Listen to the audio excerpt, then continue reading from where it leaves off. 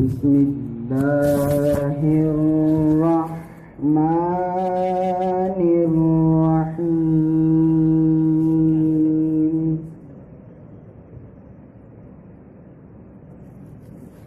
La uqsimu bihadzal baladi wa anta hillum bihadzal balad wa walidin wa ma walada laqad khalaqnal insana fi kabad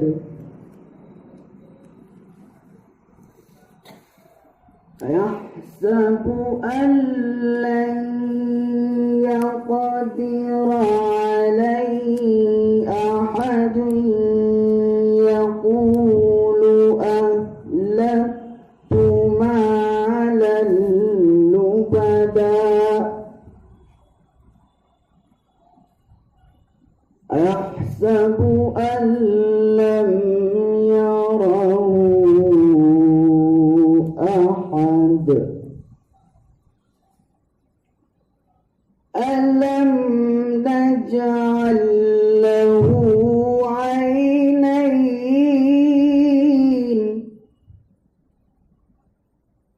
wa lisanan wa shafatayn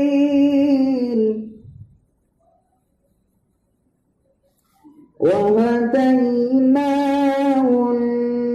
najdayn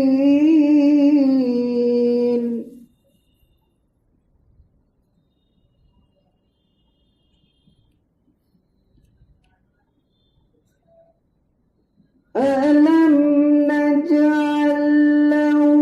'aynayni wa lisanan wa shafatayni wa hadaynahu najdayni falaqtahamal 'aqabah wa ma adraka mal 'aqabah fakku raqabatin aw it'amu fi yawmin dhi masghabah yatiman dha maqrabatin aw miskinan dha matrabah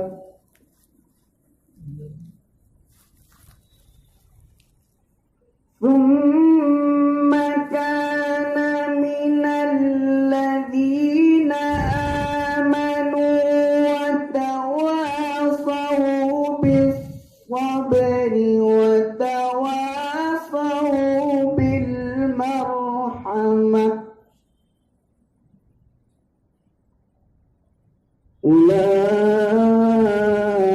ulaika ashabul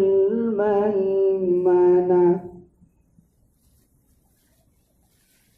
walladzina kafaru bi ayatina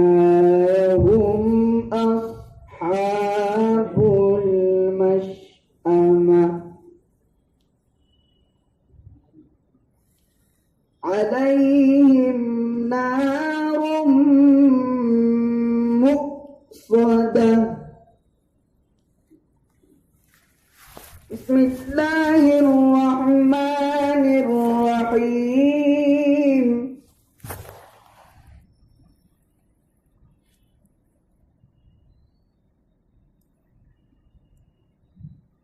Wadduha wal laili idza saja ma wadda'aka rabbuka wa ma qala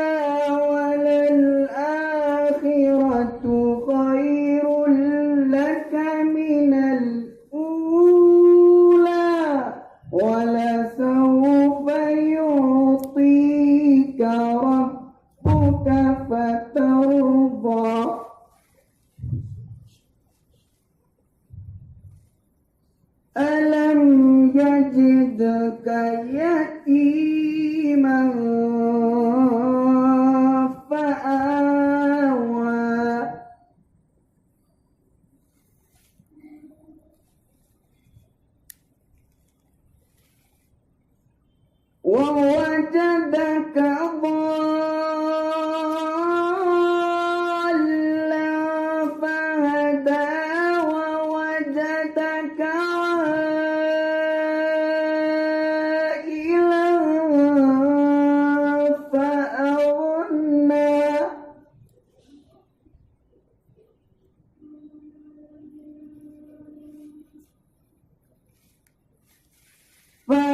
فأما اليتيم فلا تقهر وأما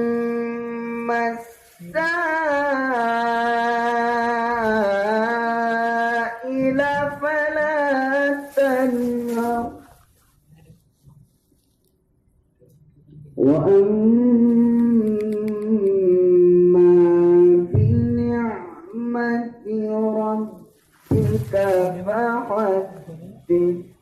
صدق الله العظيم.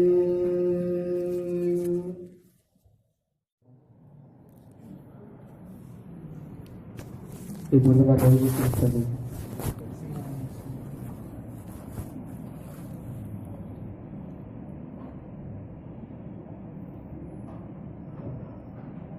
میسر مجھ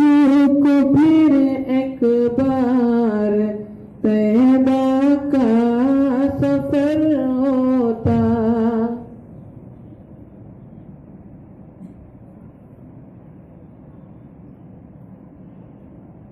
میسر مجھ کو پھر ایک بار طیبہ کا سفر ہوتا میسر مجھ کو پھر ایک بار طیبہ کا سفر ہوتا مقدس گنبد خضرا میرے پیش نظر ہوتا مقدس گنبد خضرا میرے پیش نظر ہوتا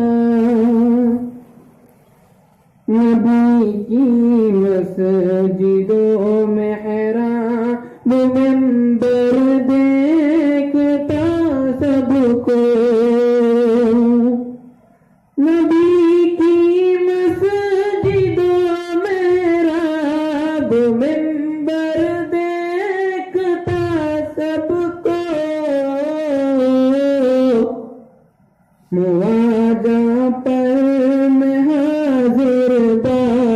ادب با چشم تر ہوتا مواجہ پر میں حاضر با ادب با چشم تر ہوتا خیالوں میں نبی ہوتے نگاہوں میں حرم ہوتا خیالوں میں نبی ہوتے نگاہوں میں حرم ہوتا خیالوں میں نبی ہوتے نگاہوں میں حرم ہوتا زباں پر بھی میرے صلی علی شام و سحر ہوتا زباں پر بھی میرے صلی علی شام و سحر ہوتا مجھے گر خاک روبی ان کے در کی جو میسر ہو مجھے گر خاک روبی ان کے در کی جو میسر ہو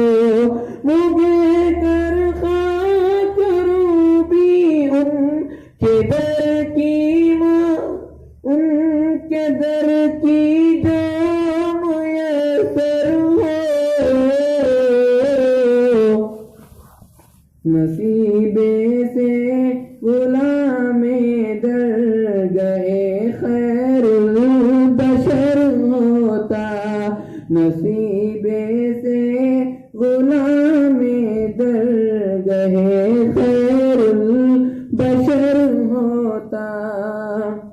نبی کے علم و حکمت پر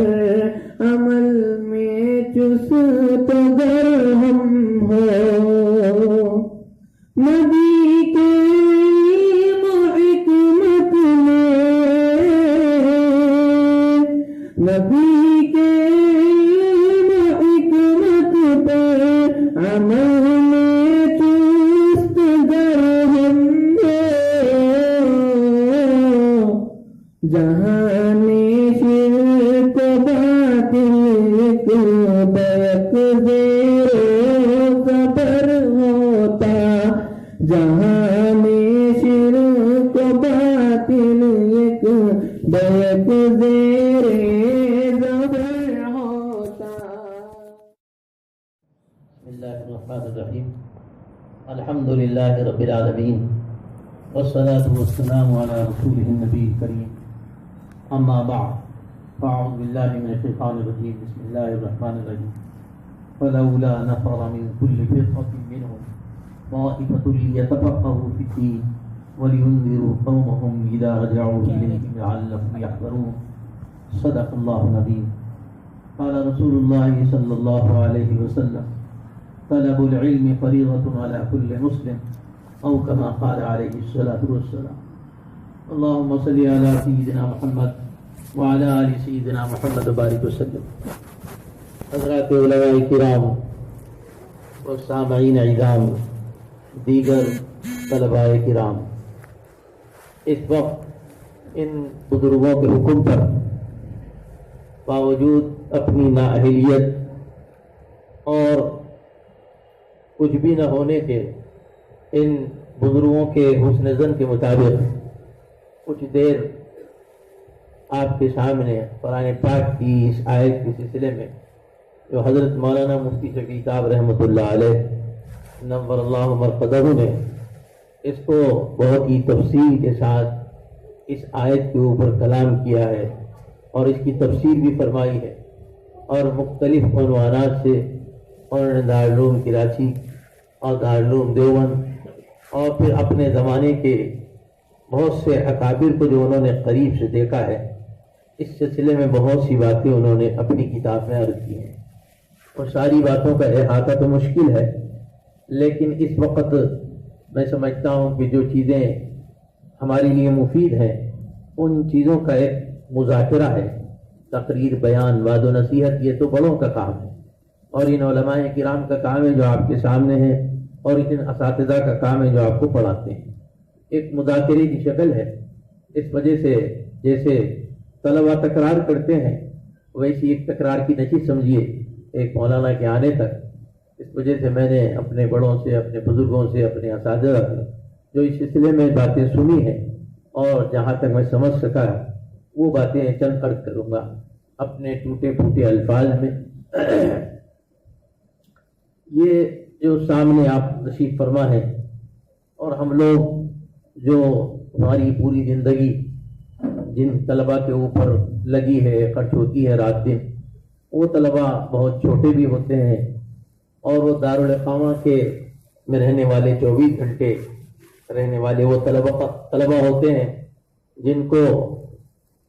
مارنے کا زمانہ تو اب نہیں رہا، ڈرا کر، دھمکا کر، کھڑا کر کے، مرغا بنا کے، کبھی تنبیہ کر کے، اس طریقے سے پوری زندگی ہماری پڑھانے میں گزر گئی۔ لیکن آپ کا جو طبقہ ہے وہ باذوق طبقہ ہے، اپنے شوق سے آئے ہوئے ہیں، اور علم کو علم سمجھ کر، علم کا فہم اور علم کی حقیقت کو حاصل کرنے کے لیے آپ اس منزل تک پہنچے ہیں، جو بہت سے تکمیل کرنے والے ہیں، بہت سے شروع کرنے والے ہیں۔ غرض یہ کہ یہ وہ طبقہ ہے جو سمجھدار بھی ہے، جو بغیر تنبیہ کے اور بغیر سختی کے اور بغیر کسی ڈانٹ ٹپٹ کے پڑھنے والا، خود اپنے شوق سے پڑھنے والا یہ طبقہ ہے۔ ظاہر بات ہے کہ ایسی محفل میں اور ایسی مجلس میں بات کرنے کا تو موقع بہت کم ملتا ہے۔ ہم تو ان مدارس میں جہاں طلبہ دارالاقامہ میں رہتے ہیں وہیں اکثر جانا ہوتا ہے، اور انہی کے سامنے اپنی گزارشات جو بزرگوں سے سنی وہ رکھنا ہوتا ہے۔ ایک پہلا یا دوسرا موقع ہے جو آپ سے اس سلسلے میں بات کرنے کا اللہ نے موقع عنایت فرمایا ہے۔ ان بزرگوں کے اصرار پر. اس وجہ سے میں سمجھتا ہوں کہ قرآن پاک کی یہ آیت ہمارے لیے ایک راہ عمل ہے، مشعل راہ ہے. اس کو سمجھنا بہت ضروری ہے. حضرت مفتی صاحب کی جو ہے مفہوم ہے، الفاظ میرے ہیں. اللہ پاک نے قرآن پاک کی اس آیت کے اندر عجیب و غریب رموز اور اسرار رکھے ہیں. قرآن تو ایک سمندر ہے. فَلَوْلَا نَفَرَ مِن كُلِّ فِرْقَةٍ مِّنْهُمْ، یعنی ایک جماعت تم میں سے ایسی ہونی چاہیے. ایسا کیوں نہ ہو کہ ایک جماعت تم میں سے ہو جو نکلے تاکہ دین کی سمجھ حاصل کرے، دین کا فہم حاصل کرے. قرآن ایک بلیغ کتاب ہے، عجیب و غریب کتاب ہے. اس وجہ سے ہم لوگ تقریباً 8 سال 9 سال قرآن اور حدیث کو سمجھانے کے لیے وہ جو علوم عالیہ ہیں پڑھتے ہیں تاکہ علوم عالیہ سمجھ سکیں. تو آپ لوگ تو سمجھدار لوگ ہیں، سمجھتے ہیں. اور میں سمجھتا ہوں کہ جو پڑھ چکے ہیں ان کے لیے بھی آسانی سے بات سمجھ میں آ سکتی ہے کہ جو عربی داں لوگ ہیں وہ جانتے ہیں کہ یہ لغات کے اندر نفرہ کا جو لفظ استعمال ہوتا ہے وہ کہاں استعمال ہوتا ہے اور کس جگہ استعمال ہوتا ہے اور اس کا مفہوم کیا ہوا کرتا ہے. حضرت مفتی صاحب نے لکھا ہے کہ وہی ایک مفہوم اللہ پاک نے اس قرآن پاک کی اس آیت کے ایک پہلے لفظ کے اندر بیان فرمایا ہے. یعنی یکسو ہو جانا، ہر چیز سے نفرت کر کے اس کو چھوڑ کر ایک طرف ذہن کر لینا، اپنے آپ کو یکسو کر لینا اور دوسری چیزوں سے متنفر ہو کر یعنی چھوڑ کر یکسو بالکل ہو جانا، اس کو کہتے ہیں. اللہ پاک نے نفر کا لفظ استعمال فرمایا. حالانکہ اگر عربی داں یہ جانتے ہیں کہ خراجہ کا استعمال کیا جاتا تو اس کے وہ معنی نہیں ہوتے اور وہ مفہوم نہیں ہوتا جو اللہ پاک نے نفرہ کا لفظ استعمال فرمایا ہے. اسی وجہ سے آپ دیکھیے کہ ایک تاریخ ہے اور ان بزرگوں کے ان اکابر کے پورے واقعات ہیں کہ اگر ان کو سنایا جائے تو پوری رات گزر جائے،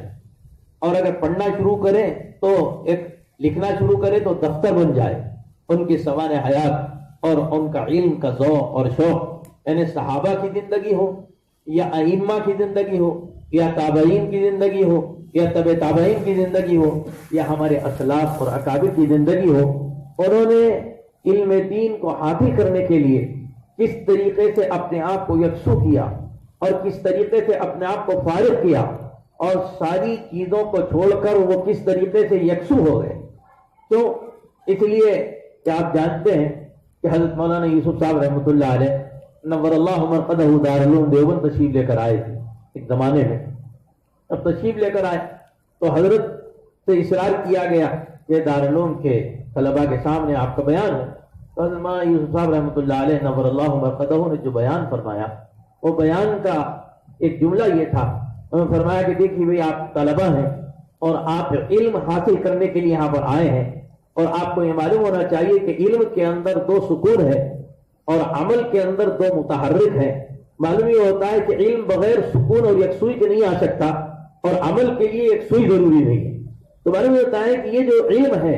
اس کے لیے تو ہر اعتبار سے ساری چیزوں کو چھوڑ کر یکسو ہونا پڑتا ہے، یکسو ہونا.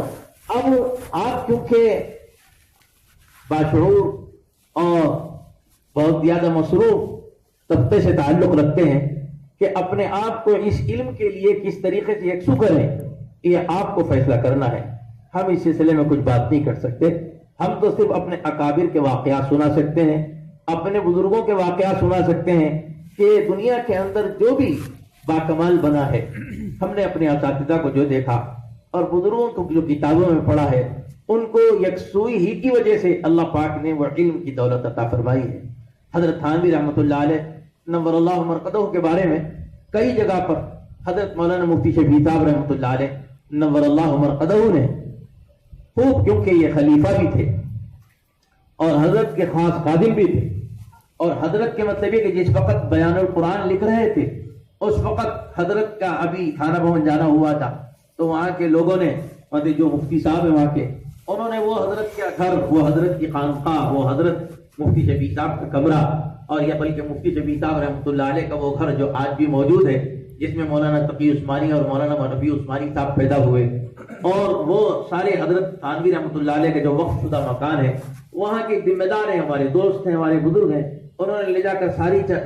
چیزوں کو دکھایا۔ حضرت تھانوی رحمۃ اللہ علیہ کا جو کمان تھا، انہوں نے جو 1200 کتابیں لکھی ہیں، اور طے خانہ وہ جہاں پر کتابیں لکھا کرتے تھے، اور وہ کمرہ جو بالکل چھوٹا سا ہے، اور وہ کمرہ جہاں پر بیان قرآن حضرت نے برسوں بیٹھ کر لکھی ہے، اور پھر حضرت مولانا مفتی شفیع صاحب رحمۃ اللہ علیہ کے بالکل آنے کا راستہ الگ، جہاں پر دونوں کی مطلب یہ کہ مرید اور شیخ کی آپس میں تکرار اور بحث اور افہام اور تفہیم کی باتیں ہوا کرتی تھی۔ تو حضرت تھانوی رحمۃ اللہ علیہ کے بارے میں حضرت مولانا مفتی شفیع صاحب رحمۃ اللہ علیہ کیونکہ قریب سے ان بزرگوں کو دیکھے ہوئے تھے اور تھانہ بھون میں برسوں رہے تھے، اور دارالعلوم دیوبند کو اس زمانے میں حضرت کے حکم پر چھوڑ کر تھانہ بھون اس وجہ سے آئے تھے۔ حضرت نے فرمایا تھا کہ میں دن بھر لکھتا رہتا ہوں، اب تمہارا کام یہ ہے کہ ان چیزوں کی اصلاح کرو، کہاں غلطی ہو رہی ہے، کہاں اس کے حوالے کی ضرورت ہے، ساری چیزیں تو حضرت کے معاون تھے۔ تو حضرت مفتی شفیع صاحب رحمۃ اللہ علیہ نے کیونکہ قریب سے دیکھا تھا ان بزرگوں کو، تو اس وجہ سے فرمایا کہ حضرت تھانوی رحمۃ اللہ علیہ نور اللہ مرقدہ جب دارالعلوم دیوبند پڑھنے کے لیے پہنچے تو ظاہر بات ہے کہ علم دین حاصل کرنے کے لیے آئے تھے، ساری چیزوں کو چھوڑ کر آئے تھے۔ انہوں نے ان کے واقعے کو پڑھنے کے بعد مفتی صاحب رحمۃ اللہ علیہ نے جو لکھا ہے تو معلوم ہوتا ہے کہ واقعی اللہ پاک نے جو نفر کا جب استعمال کیا ہے تفقہ فی الدین کے لیے، واقعی ان بزرگوں نے اس کا حق ادا کیا ہے۔ حضرت تھانوی رحمۃ اللہ علیہ نے ایک گھڑا اپنے کمرے کے اندر رکھ دیا تھا، اور وہ جتنے بھی خطوط آتے تھے چاہے وہ گھڑے کے اندر ڈال دیتے تھے۔ اور مفتی صاحب رحمۃ اللہ علیہ نے لکھا ہے کہ جب فارغ ہو گئے اور دارالعلوم سے فارغ ہو گئے، فارغ ہونے کے بعد انہوں نے وہ گھڑا الٹا تو اس میں بہت سے خطوط خاندان والوں کے، اپنے رشتے داروں کے، اپنے عزیزوں کے، اب اس کو پڑھنا شروع کیا، معلوم ہوا کہ کسی کا انتقال ہو گیا اور کسی کی شادی ہے اور کسی کے گھر میں بچہ پیدا ہوا۔ تو شاگردوں نے ایک مرتبہ حضرت تھانوی رحمۃ اللہ علیہ سے یہ عرض کیا کہ حضرت آپ نے ایسا کیوں کیا؟ تو یوں فرمایا کہ میں دارالعلوم دیوبند پڑھنے کے لیے گیا تھا، علم دین حاصل کرنے کے لیے گیا تھا، اور علم کے اندر کمال جب تک پیدا نہیں ہو سکتا ہے جب تک کہ علم کے اندر یکسوئی نہ ہو، تو اگر میں ان خطوط کو پڑھتا تو میرا ذہن منتشر ہوتا، تو شادی کا خط پڑھتا تو شادی میں جانے کو طبیعت چاہتی، اور اگر رنج کا خط پڑھتا تو مجھے رونا آتا، تو جس کی وجہ سے میرا ذہن منتشر ہو سکتا تھا، اس وجہ سے میں نے خالص اپنے آپ کو وقف کرتے ہوئے یکسوئی کے لیے میں نے اپنے آپ کو ایسا وقف کیا ہے کہ جب تک فارغ نہ ہوا جب تک میں نے کوئی خط نہیں پڑھا ہے۔ ظاہر بات ہے کہ قرآن پاک نے چوبی نفرہ کا لفظ استعمال نہیں فرمایا ہے، ایک کمال ہے اس کے اندر، قرآن کا اعجاز ہے اور قرآن کا معجزہ ہے، اور ایک ایک لفظ معجزہ ہے۔ جبھی تو اللہ تعالیٰ نے فرمایا خرجہ کو چھوڑ کر نفرہ اس وجہ استعمال فرمایا کہ ساری چیزوں کو چھوڑ کر علم کو حاصل کرنا پڑتا ہے، جب کہیں جا کر علم کا کمال حاصل ہوتا ہے۔ ایک ہے معلومات اور ایک ہے علم، اس میں اور اس میں زمین اور آسمان کا فرق ہے۔ ہمارے زمانے کے اندر کچھ ایسی بیماریاں پیدا ہو گئی ہیں، لوگ اخبار کے پڑھنے کو سمجھتے ہیں کہ یہ علم ہے، یا رسالوں کے پڑھنے کو سمجھتے ہیں کہ علم ہے، یا کسی مطلب یہ کہ ویڈیو کو آڈیو کو سننے کو سمجھتے ہیں کہ یہ علم ہے۔ یہ اس کا نام علم نہیں ہے، علم تو ایک عجیب و غریب حقیقت کا نام ہے، جس کو حضرت مولانا مفتی شفیع صاحب رحمۃ اللہ علیہ نور اللہ مرقدہ نے ایک جگہ پر لکھا ہے، جو فرمایا کہ علم کی تعریف یہ ہے، علم اس کو کہتے ہیں وہ علم جو عمل پر آمادہ کر دے، اس کا نام علم ہے، اور جو علم عمل پر عمل نہ کرے اور عمل کا تقاضا پیدا نہ کرے اور عمل کے اوپر آدمی نہ آئے، تو حضرت مفتی صاحب نے فرمایا کہ وہ تو جہل ہے، وہ علم کہاں ہے۔ تو علم کا خاصہ تو یہ ہے کہ علم عمل پر لے کر آتا ہے، اسی کا نام تو علم ہے، بغیر اس کے کیسے ہو سکتا ہے؟ خالی جاننے کا نام، خالی معلومات کا نام، تو معلومات تو آپ کو آج تو مطلب یہ کہ نیٹ کھولیے، مطلب یہ کہ کتب خانے ڈھیر سے پڑے ہوئے ہیں، آپ کو معلومات تو ہو جائیں گی، لیکن یہ کہ جو اساتذہ سے جو علم حاصل کیا جاتا ہے، جو سینہ بسینہ علم حاصل کیا جاتا ہے، اور پھر مطلب یہ کہ ان کے ساتھ علم کے ساتھ جو عشق کا امتزاج دارالعلوم دیوبند کا ایک امتیاز رہا ہے، وہ جب حاصل ہوتا ہے استاد اور شاگرد کو، تو اس علم کے اندر کمال پیدا ہوتا ہے۔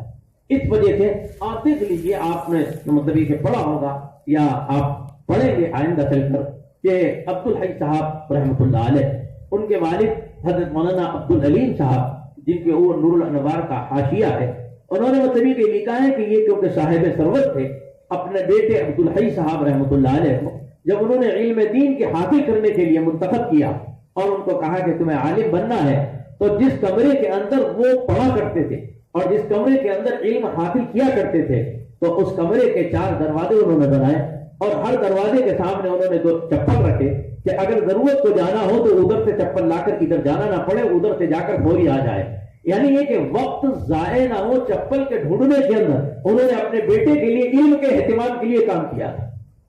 یہ کہ جو ہے مفتی صفی صاحب رحمۃ اللہ علیہ نے لکھا ہے اپنی کتاب کے اندر کہ انہوں نے اس علم کے اہتمام کے لیے کہ اگر دروازہ ایک ہوگا تو پھر مطلب یہ ہے کہ جانے میں آنے میں دقت ہوگی، ادھر بیت الخلاء اور وضو خانے، اس وجہ سے 4 دروازے بنائے اور ان کا کتب خانہ اور لائبریری پڑھنے کی ایک جگہ متعین کی، اور جس دروازے سے جا سکتے تھے اس دروازے سے سہولتیں فراہم کی، چپل رکھ دیے، جاؤ اور آگے بیٹھ جاؤ تمہارا. ایک مرتبہ فرماتے ہیں کہ وہ پڑھ رہے تھے اور پڑھتے پڑھتے اپنی اہلیہ محترمہ تھے، انہوں نے یہ کہا گھر کے کسی خاص سے کہ کہا کہ ذرا پانی پلا دو مجھے پیاس لگ رہی ہے.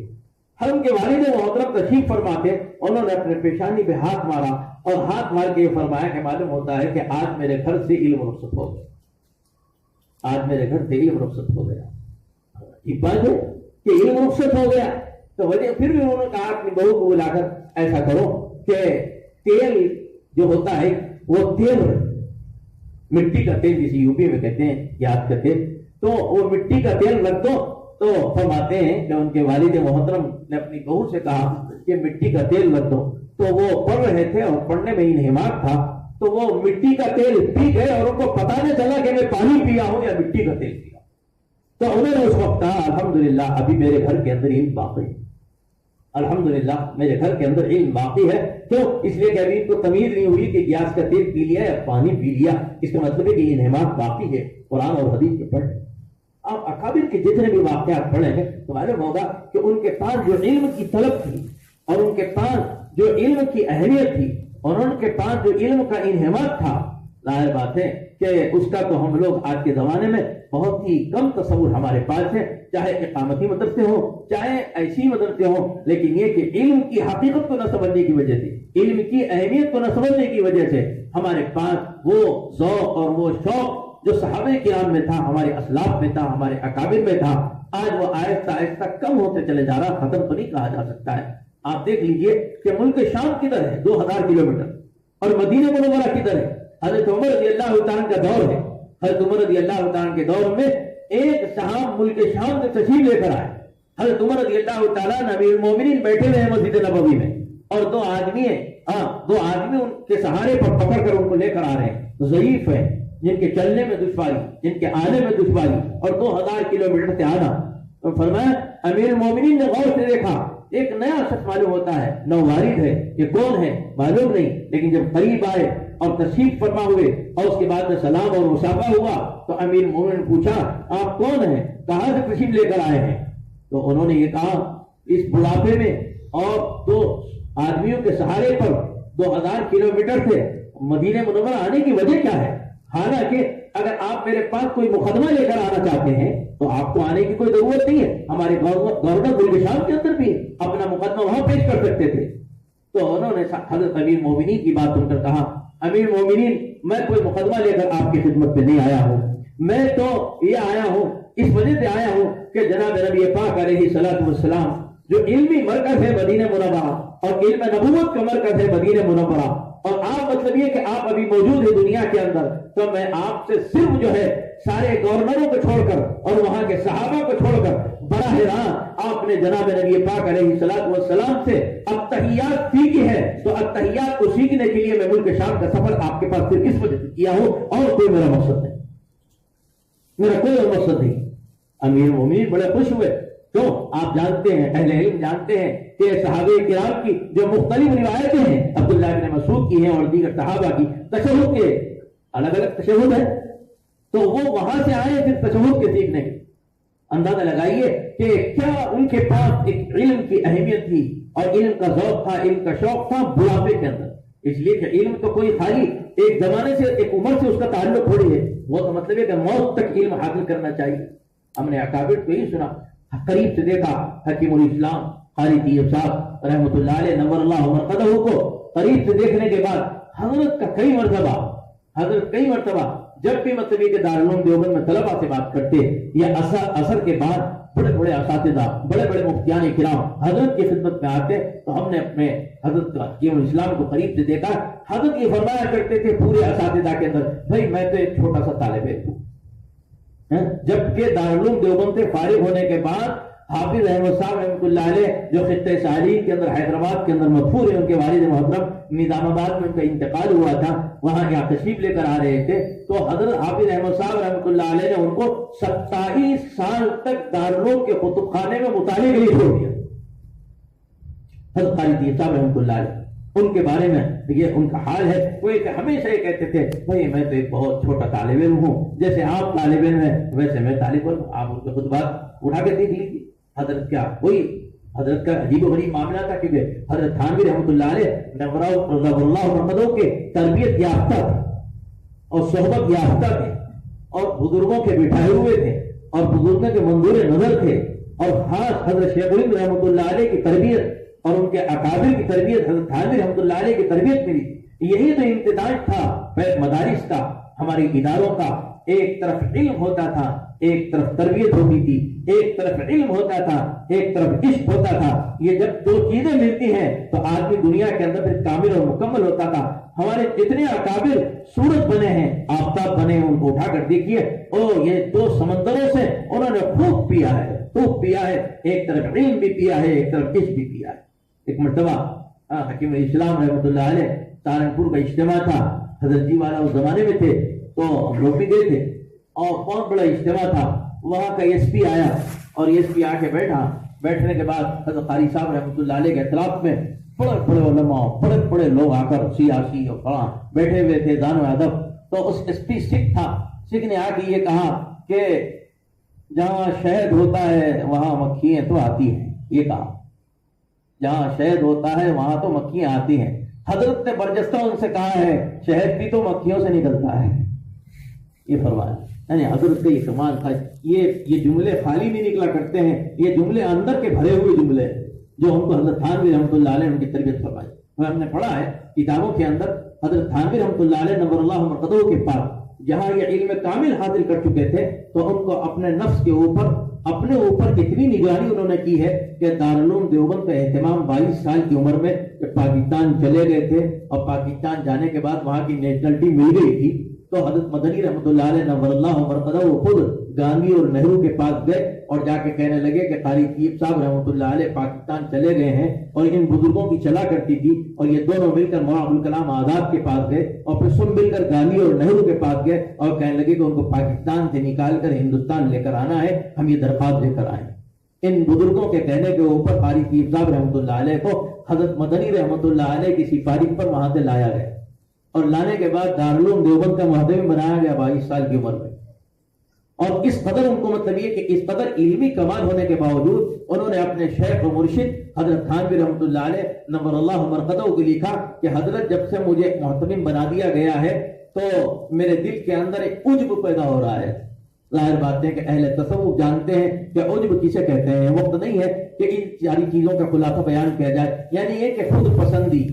میرے بڑے بڑے اساتذہ ہیں، علامہ انور شاہ کشمیری ہیں، علامہ ابراہیم بلیاوی ہیں، بڑے بڑے اساتذہ ہیں، ان اساتذہ میں مجھے حاکم بنا دیا گیا، تو میرے دل کے اندر ذرا تھوڑی سی بڑائی پیدا ہو رہی ہے کہ میرے اندر کچھ کمال ہے، جبھی تو مجھے محتمم بنا دیا گیا ہے۔ ایک خیال آیا تو اپنے پیر مرشد کو لکھا کہ حضرت میں ایسی بیماری میں مبتلا ہو گیا کہ مجھے عجب ہو گیا۔ حضرت نے فرمایا کہ دارالعلوم کا اہتمام چھوڑ کے ہمارے پاس خانقاہ میں آ جاؤ۔ دارالعلوم کا خان چھوڑوا کر اپنے خانقاہ میں بلا لیے، اور بلانے کے بعد حضرت تھانوی رحمۃ اللہ علیہ نے فرمایا کہ ٹھیک ہے، فرمایا کہ قاری طیب صاحب رحمۃ اللہ علیہ تھے، آپ کا آج سے کام یہ ہے کہ آپ جہاں پر وہ سیڑھی ہے، وہ جو میں تھانہ پور ابھی گیا تھا تو وہاں کے جو ذمہ دار ہیں وہ کہنے لگے کہ حضرت قاری طیب صاحب رحمۃ اللہ علیہ یہاں بیٹھا کرتے تھے، ہمارے آبا و اجداد نے بتایا، انہوں نے مجھے بتایا، تو کہنے لگے کہ یہاں بیٹھا کرتے تھے، تو وہاں اس وجہ سے بٹھایا کہ دیکھو آپ کا کام صرف یہ ہے کہ جتنے مصلی آ رہے ہیں ان کی جوتے صحیح کرنا، بس جوتیاں صحیح کرتے بیٹھنا ہے، اور کوئی کام نہیں۔ آپ اتنا بڑا محتمم، اتنا بڑا آدمی، حضرت نانوتوی کے پوترے، لیکن بلا دیا، اور بلانے کے بعد ان کا کام تھا جوتے، اور پھر ایک کو نگران لگا دیا، نگران یہ لگا کہ دیکھو یہ جوتے جو صحیح کر رہے ہیں کہ یہ خوش دلی سے کر رہے ہیں یا منہ بنا کے کر رہے ہیں، یہ بھی دیکھتے رہو۔ تو وہاں بٹھا دیا،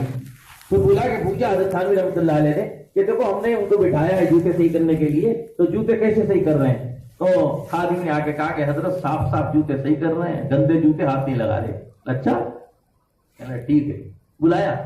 بلا کے کہنے لگے کہ آج سے تم صرف گندے جوتے صحیح کرنا، سیدھے نہیں، جو گندے جوتے ہیں نا اس کو ہی صحیح کرنا ہے، صحیح جوتوں کو نہیں کرنا ہے۔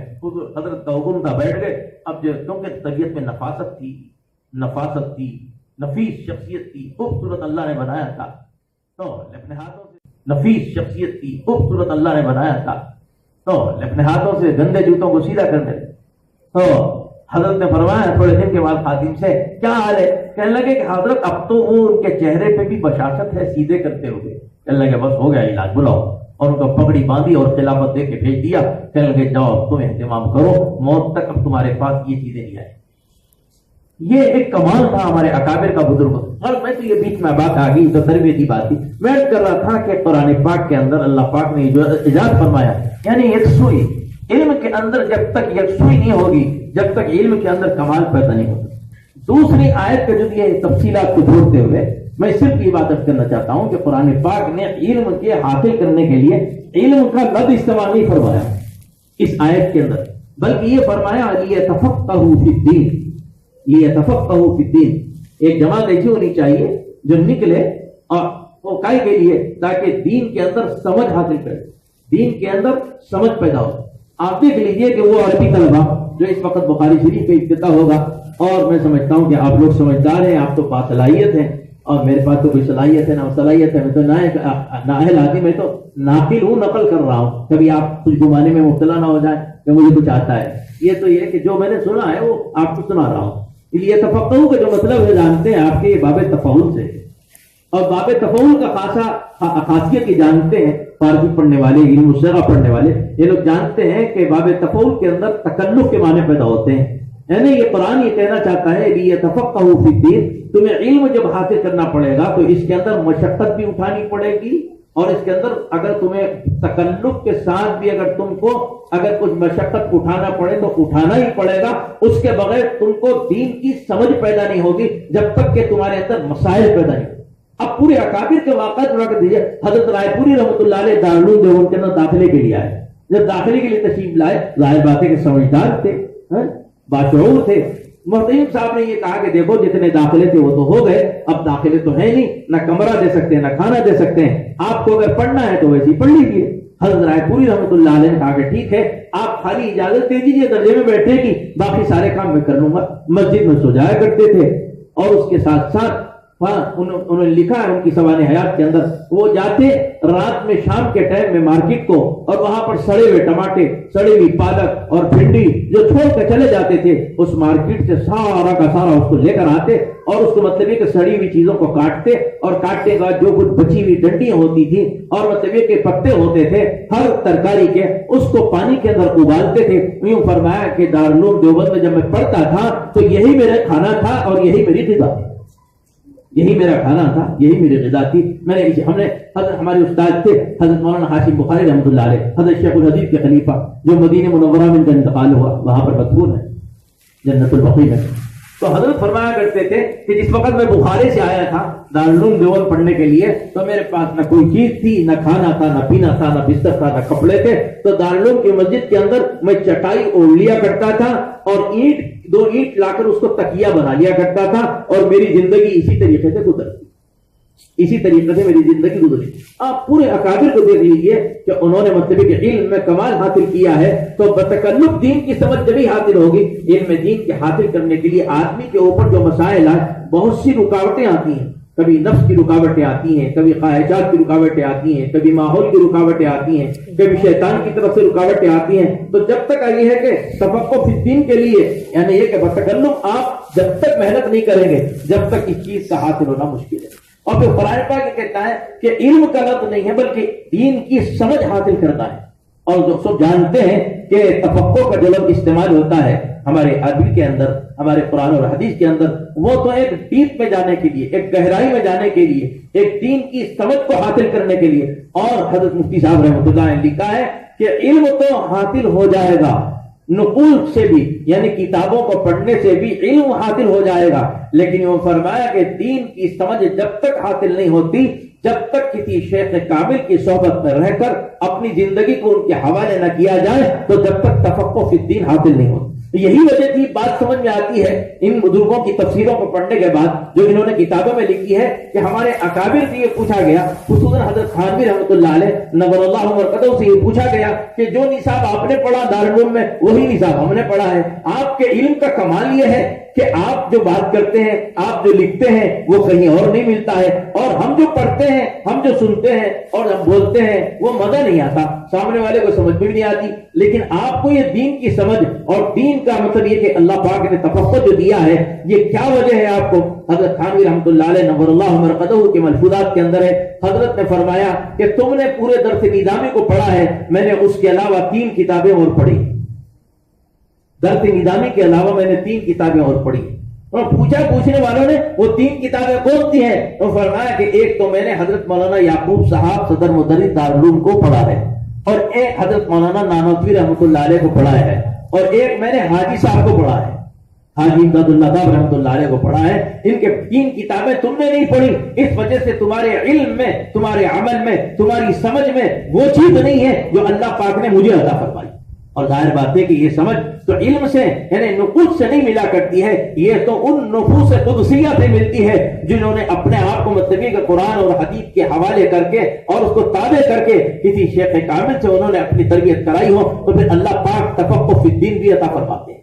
تفقہ فی الدین بھی عطا فرماتے ہیں۔ اس وجہ سے تفقہ کا جو مسئلہ ہے وہ بڑا وسیع مسئلہ ہے عالم ہے۔ اس وجہ قرآن نے جو کہا ہے کہ ایک جماعت ایسی ہونی چاہیے جو علم کے حاصل کرنے کے لیے جو نکلے، وہ تو یہ ہے کہ گہرائی اور گہرائی۔ دیکھیے ایک تو یہ ہے، ایک تو وہ علم ہے جو دینیات کا علم ہے، ایک وہ علم ہے جو اسکولوں میں پڑھایا جاتا ہے، ایک وہ علم ہے جو سرسری طور پر اپنے گھروں میں اور مکاتب میں پڑھا دیا جاتا ہے۔ لیکن یہ کہ ہماری یہ بات سمجھ میں آتی ہے کہ یہ جو آپ کیا ہے مختصر مدتی کورس ہو یا دارالعلوم کا مدارس ہو، ان کے اندر خالی معلومات کا جمع کرنا یا صلاحیت کا بنا دینا یا مطلب یہ کتاب کا حل کر لینا، یہ اصل مقصد نہیں ہوا کرتا ہے، اور اصل تو یہ ہے کہ وہ تفقہ فی الدین حاصل کرنے کی کوشش کرنی چاہیے جو قرآن جس کا مطالبہ کر رہا ہے۔ اب دیکھیے ایک علم تو ہمارا ہے، ایک علم حضرت تھانوی رحمۃ اللہ علیہ کا تھا۔ حضرت تھانوی رحمۃ اللہ علیہ کو اللہ پاک نے جو تفقہ فی الدین عطا فرمایا تھا، بیان القرآن پڑھ لیجئے، جس کو علامہ انور شاہ کشمیری رحمۃ اللہ علیہ نے یہ فرمایا کہ میں نے زندگی میں کبھی کوئی اردو کی کتاب نہیں دیکھی، ہمیشہ عربی کے حواشی اور عربی کی کتابیں دیکھی ہیں۔ صرف چلتے چلتے ایک طالب علم بیان القرآن پڑھ رہا تھا تو حضرت نے اس کو یوں تنبیہ کی اور تنبیہ کر کے کہنے لگے کیا تم اردو کی کتاب پڑھ رہے ہو عالم ہو کر بیان قرآن پڑھ؟ وہ کہنے لگے حضرت یہ حضرت تھانوی رحمۃ اللہ علیہ کے بیان قرآن ہے۔ تو حضرت کھڑے کھڑے بیان قرآن اس طالب علم سے لیا دارالعلوم دیوبند کے احاطے میں اور لے کر اس کو سرسری طور پر دیکھا اور دیکھ کے فرمایا کہ واقعی اس کے اندر تو علم موجود ہے، اس کے اندر واقعی علم موجود ہے۔ آج بھی اس کے مطلب یہ کہ جو پرانی اردو ہے وہ عجیب و غریب اردو ہے، حضرت کے علوم، حضرت کے معارف اور مطلب یہ کہ قرآن کی تدبیر جو بیان قرآن کے اندر جمع کی گئی، ظاہر بات ہے کہ جتنی تفسیریں، جتنی تشریحات چاہے مفتی شفیع صاحب کی ہو یا کسی کی بھی ہو، وہ ساری بیان قرآن سے محفوظ ہے۔ حضرت تھانوی رحمۃ اللہ نے لکھا ہے کہ ایک مرتبہ ایک گاؤں کے کچھ لوگ آئے اور آنے کے بعد کہنے لگے کہ حضرت ہمارے گاؤں کے اندر تعزیہ نکلتا ہے۔ حضرت کو وہاں پر بلایا گیا بیان کے لیے جہاں پر تعزیہ نکلتے تھے محرم کے اندر۔ حضرت وہاں پر تشریف لے گئے اور جب تشریف لے گئے تو وہاں جا کے حضرت نے کیا تقریر کی ہے، بڑی عجیب و غریب تقریر کی ہے، سننے والوں کو بھی سمجھ میں آئے گی کہ یہ کیا تقریر کر دی۔ حضرت کی پوری زندگی اصلاح الرسوم ہے اور بہت سی چیزیں ہیں جو بدعات کے خلاف، رسومات کے خلاف ڈھیر ساری کتابیں ہیں، اور وہاں جا کے گاؤں کے اندر یہ کہہ رہے ہیں دیکھو تعزیہ نکالنا مت چھوڑنا، ہر سال پابندی سے تعزیہ نکالا کرو تم لوگ۔ یہ تقریر کی حضرت جو محفوظ ہے۔ لوگوں نے کہا کہ حضرت بات سمجھ میں نہیں آئی کہ آپ نے تو اتنی ساری ڈھیر ساری کتابیں لکھی اور یہاں پر گاؤں میں آ کے کہہ رہے ہیں کہ ہر سال تعزیہ ضرور نکالنا، تعزیہ نکالنا مت چھوڑنا۔ لوگوں نے ان سے پوچھا حضرت نے فرمایا کہ بھائی دیکھو یہاں پر لوگوں کے پاس صرف تعزیہ نکالنا ہی مسلمان ہونے کی علامت ہے، ان کو کچھ نہیں معلوم۔ اگر یہ تعزیہ بند کر دیں گے تو سارے مرتد ہو جائیں۔ ان کے پاس یہ ہے کہ تعزیہ نکالنا مسلمان کی علامت ہے، تو کم سے کم تعزیہ نکالیں گے تو مسلمان تو باقی رہیں گے، ورنہ تو مرتد ہو جائے گا پورا گاؤں۔ اس وجہ سے میں نے تقریر کی کہ تعزیہ نکالنا چھوڑو مت، پابندی سے نکالتے رہو، اور پھر ایک وقت آئے گا تو لوگ آگے آگے اصلاح کرتے ہیں کہ آگے ادھر چل کے تو پابندی سے وہ تعزیہ نکالا کرتے تھے، اور یہ فرمایا کہ اس گاؤں کا پورا اسلام اور پورا ایمان محفوظ رہا حضرت کی اس تقریر کے بعد کہ تعزیہ ضرور نکالا کرو، یہ مسلمان ہونے کی تمہارے پاس ایک علامت ہے۔ ظاہر بات ہے کہ یہ تو کسی کتاب میں تو نہیں ملے گا نا، یہ تو بزرگوں کے صحبت یافتہ۔ اسی وجہ سے حضرت مولانا بشیر احمد گنگوہی رحمۃ اللہ علیہ کو شیخ نے حاجی امداد اللہ صاحب رحمۃ اللہ علیہ نے خط لکھا تھا، اور خط لکھ کے یہ فرمایا تھا کہ رشید احمد سب کے خلفاء کے اور سب مریدین کے تو خطوط آتے ہیں، لیکن بہت دن ہو گئے تمہارا کوئی خط نہیں آتا ہمارے پاس، تمہاری کیا کیفیات ہیں، کیا حوالے ہیں، تو لکھو۔ حضرت گنگوہی رحمۃ اللہ نے لکھا کہ حضرت میں کیا لکھوں، میرے کیا کیفیات لکھوں، بس اتنی بات ہے کہ آپ کی صحبت سے فائدہ یہ ہو گیا کہ امور طبیعیہ امور شرعیہ بن گئے، یعنی طبیعت شریعت بن گئی، مادے اور ذام دونوں برابر ہیں میرے پاس، اور شریعت کے قرآن اور حدیث میں کہیں پر تعارض نظر نہیں آتا مجھے۔ آپ یہ باتیں لکھی ہیں حضرت تھانوی رحمۃ اللہ علیہ نور اللہ مرقدہ نے، اس کو لکھ کر لکھا ہے کہ حضرت تھانوی رحمۃ اللہ نے لکھا ہے مولانا بشیر احمد گنگوہی رحمۃ اللہ علیہ نے اپنے شیخ کو جو خط لکھا ہے وہ 3 جملوں کے اندر انہوں نے قرآن اور حدیث کو سمو کے رکھ دیا۔ انہوں نے فرمایا کہ اس میں کمال اخلاق اور کمال علم اور مطلب یہ کہ کمال شریعت، یہ ساری چیزیں یہاں پر جمع ہو گئی ہیں۔ کیوں؟ شریعت طبیعت بن گئی تو میری کیفیت کا یہ عالم ہے، جیسے پانی کی پیاس لگتی ہے تو پیے بغیر مطلب یہ کہ رہ نہیں سکتا، بھوک لگتی ہے تو بھوک کے بغیر نہیں رہ سکتا، اسی طریقے سے اگر کوئی شریعت کا معاملہ آ جائے تو اس پر عمل کرے بغیر نہیں رہ سکتا۔ طبیعت کی چیزیں شریعت بن گئی، کتنی کمال کی بات ہے، کتنے اونچے درجے کی بات ہے کہ طبیعت شریعت بن گئی۔ یہ لکھا اور یہ فرمایا کہ اخلاق کے اس درجے کے اوپر پہنچے ہیں اخلاق کے، اگر کوئی گالی دے تو کچھ اثر نہیں، اگر کوئی تعریف کرے تو کچھ اثر نہیں۔ یہ بولنا تو میرا اور آسان ہے، آپ کو سننا بھی آسان ہے، لیکن یہ کہ جب عملی میدان میں اگر کوئی ہمیں ماں بہن کی گالی دے دے تو پتہ چل جائے گا کہ کتنے بنے ہوئے ہیں، یا کوئی بدتمیزی کر دے تو پتہ چل جائے گا کہ کتنے بنے ہوئے۔ حضرت نے فرمایا کہ کوئی میری تعریف کرے تو میرے دل پہ کچھ اثر ہوتا نہیں، اگر کوئی میری برائی کرے تو میرے دل پہ کچھ اثر ہوتا نہیں۔ یعنی کہ شیخ کی صحبت کے نتیجے میں اخلاق کا یہ کمال ہو گیا تھا، دل ایسا بن گیا تھا، تعریف کرو تو کوئی فرق نہیں اور برائی کرو تو کوئی فرق۔ حضرت گنگوہی رحمۃ اللہ علیہ کے حضرت مولانا یحییٰ صاحب حضرت شیخ الحدیث کے والد محترم خادم خاص تھے، وہ تشریف لائے اور وہاں رہتے تھے، خدمت کرتے تھے۔ ایک مرتبہ کسی کا خط آیا بدعتی کا اور بہت گالی گلوچ کا آیا، انہوں نے مطلب یہ کہ شیخ کی محبت میں خط لا کے دکھایا، دیکھیے کیسا گالی گلوچ کا خط آیا ہے۔ حضرت گنگوہی رحمۃ اللہ علیہ فرماتے ہیں کہ میرا صندوق لے کر آؤ، صندوق منگایا، صندوق میں لکھا ہوا تھا خطب عالم، مرشد عالم، محدث، فقیہ۔ کہنے لگے یہ صحیح ہے، میں محدث ہوں، میں مفسر ہوں، میں فقیہ عالم ہوں، میں مرشد عالم ہوں، صحیح ہے کیا؟ جب یہ صحیح نہیں ہے تو یہ گالیاں بھی صحیح نہیں ہے، تو اس کے پیچھے پڑھنے کی ضرورت ہے، گالی بھی غلط یہ بھی غلط۔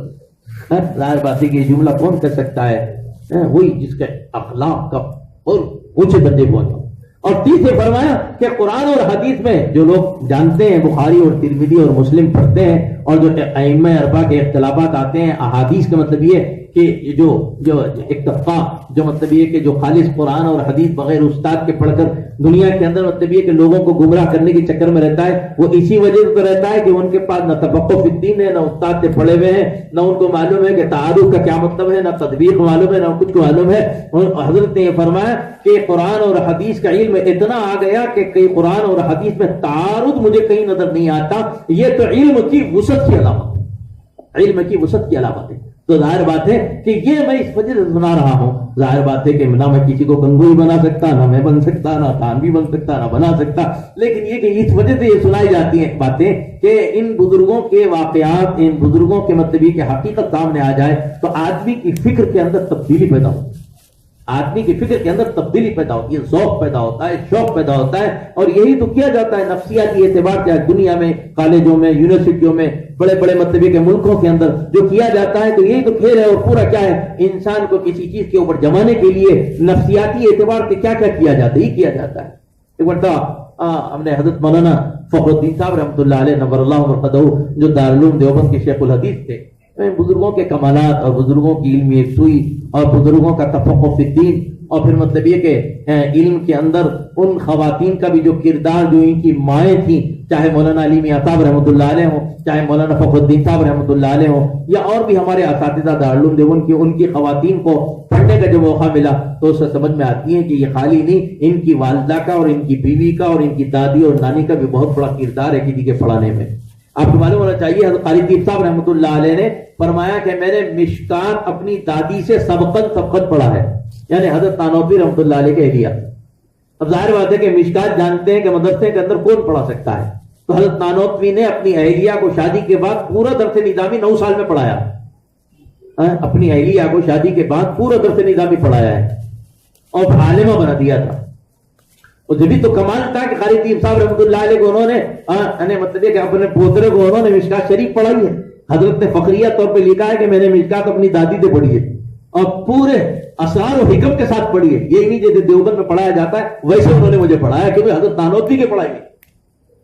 تو حضرت مولانا فخر الدین صاحب رحمۃ اللہ علیہ نور اللہ مرقدہ عالم کے بننے کے بعد ان کے ذہن کے اندر یہ بات تھی کہ مجھے جو ہے بنارس یونیورسٹی، الہ آباد یونیورسٹی سے کچھ امتحانات کر دنیا کمانی چاہیے، یہ تھا ان کا۔ ایک تو یہ ہے کہ ایک طبقہ جو مکمل دین کے حوالے ہے ان کو دنیا میں جانا ہمارے اکابر پسند نہیں کرتے، لیکن جو آپ کا طبقہ دنیا کے حوالے ہے وہ دین میں آنا یہ تو بہت قابل تحسین کام ہے، یہ تو قابل تحسین کام ہے۔ لیکن جو طبقہ ہمارے پاس آتا ہے جو 24 گھنٹے رہتا ہے اور پھر عالم 9 سال بن کے پھر وہ دنیا کے حوالے ہو جاتے ہیں تو ان کو ہمارے اکابر نے کبھی پسند نہیں کیا، اور کبھی اس کو مطلب یہ کہ اس کی مطلب یہ کہ دعائی نہیں کی۔ تو فرماتے ہیں مولانا فخر الدین صاحب رحمۃ اللہ علیہ کا یہی نظریہ تھا، تو ان کی والدہ نے کہا،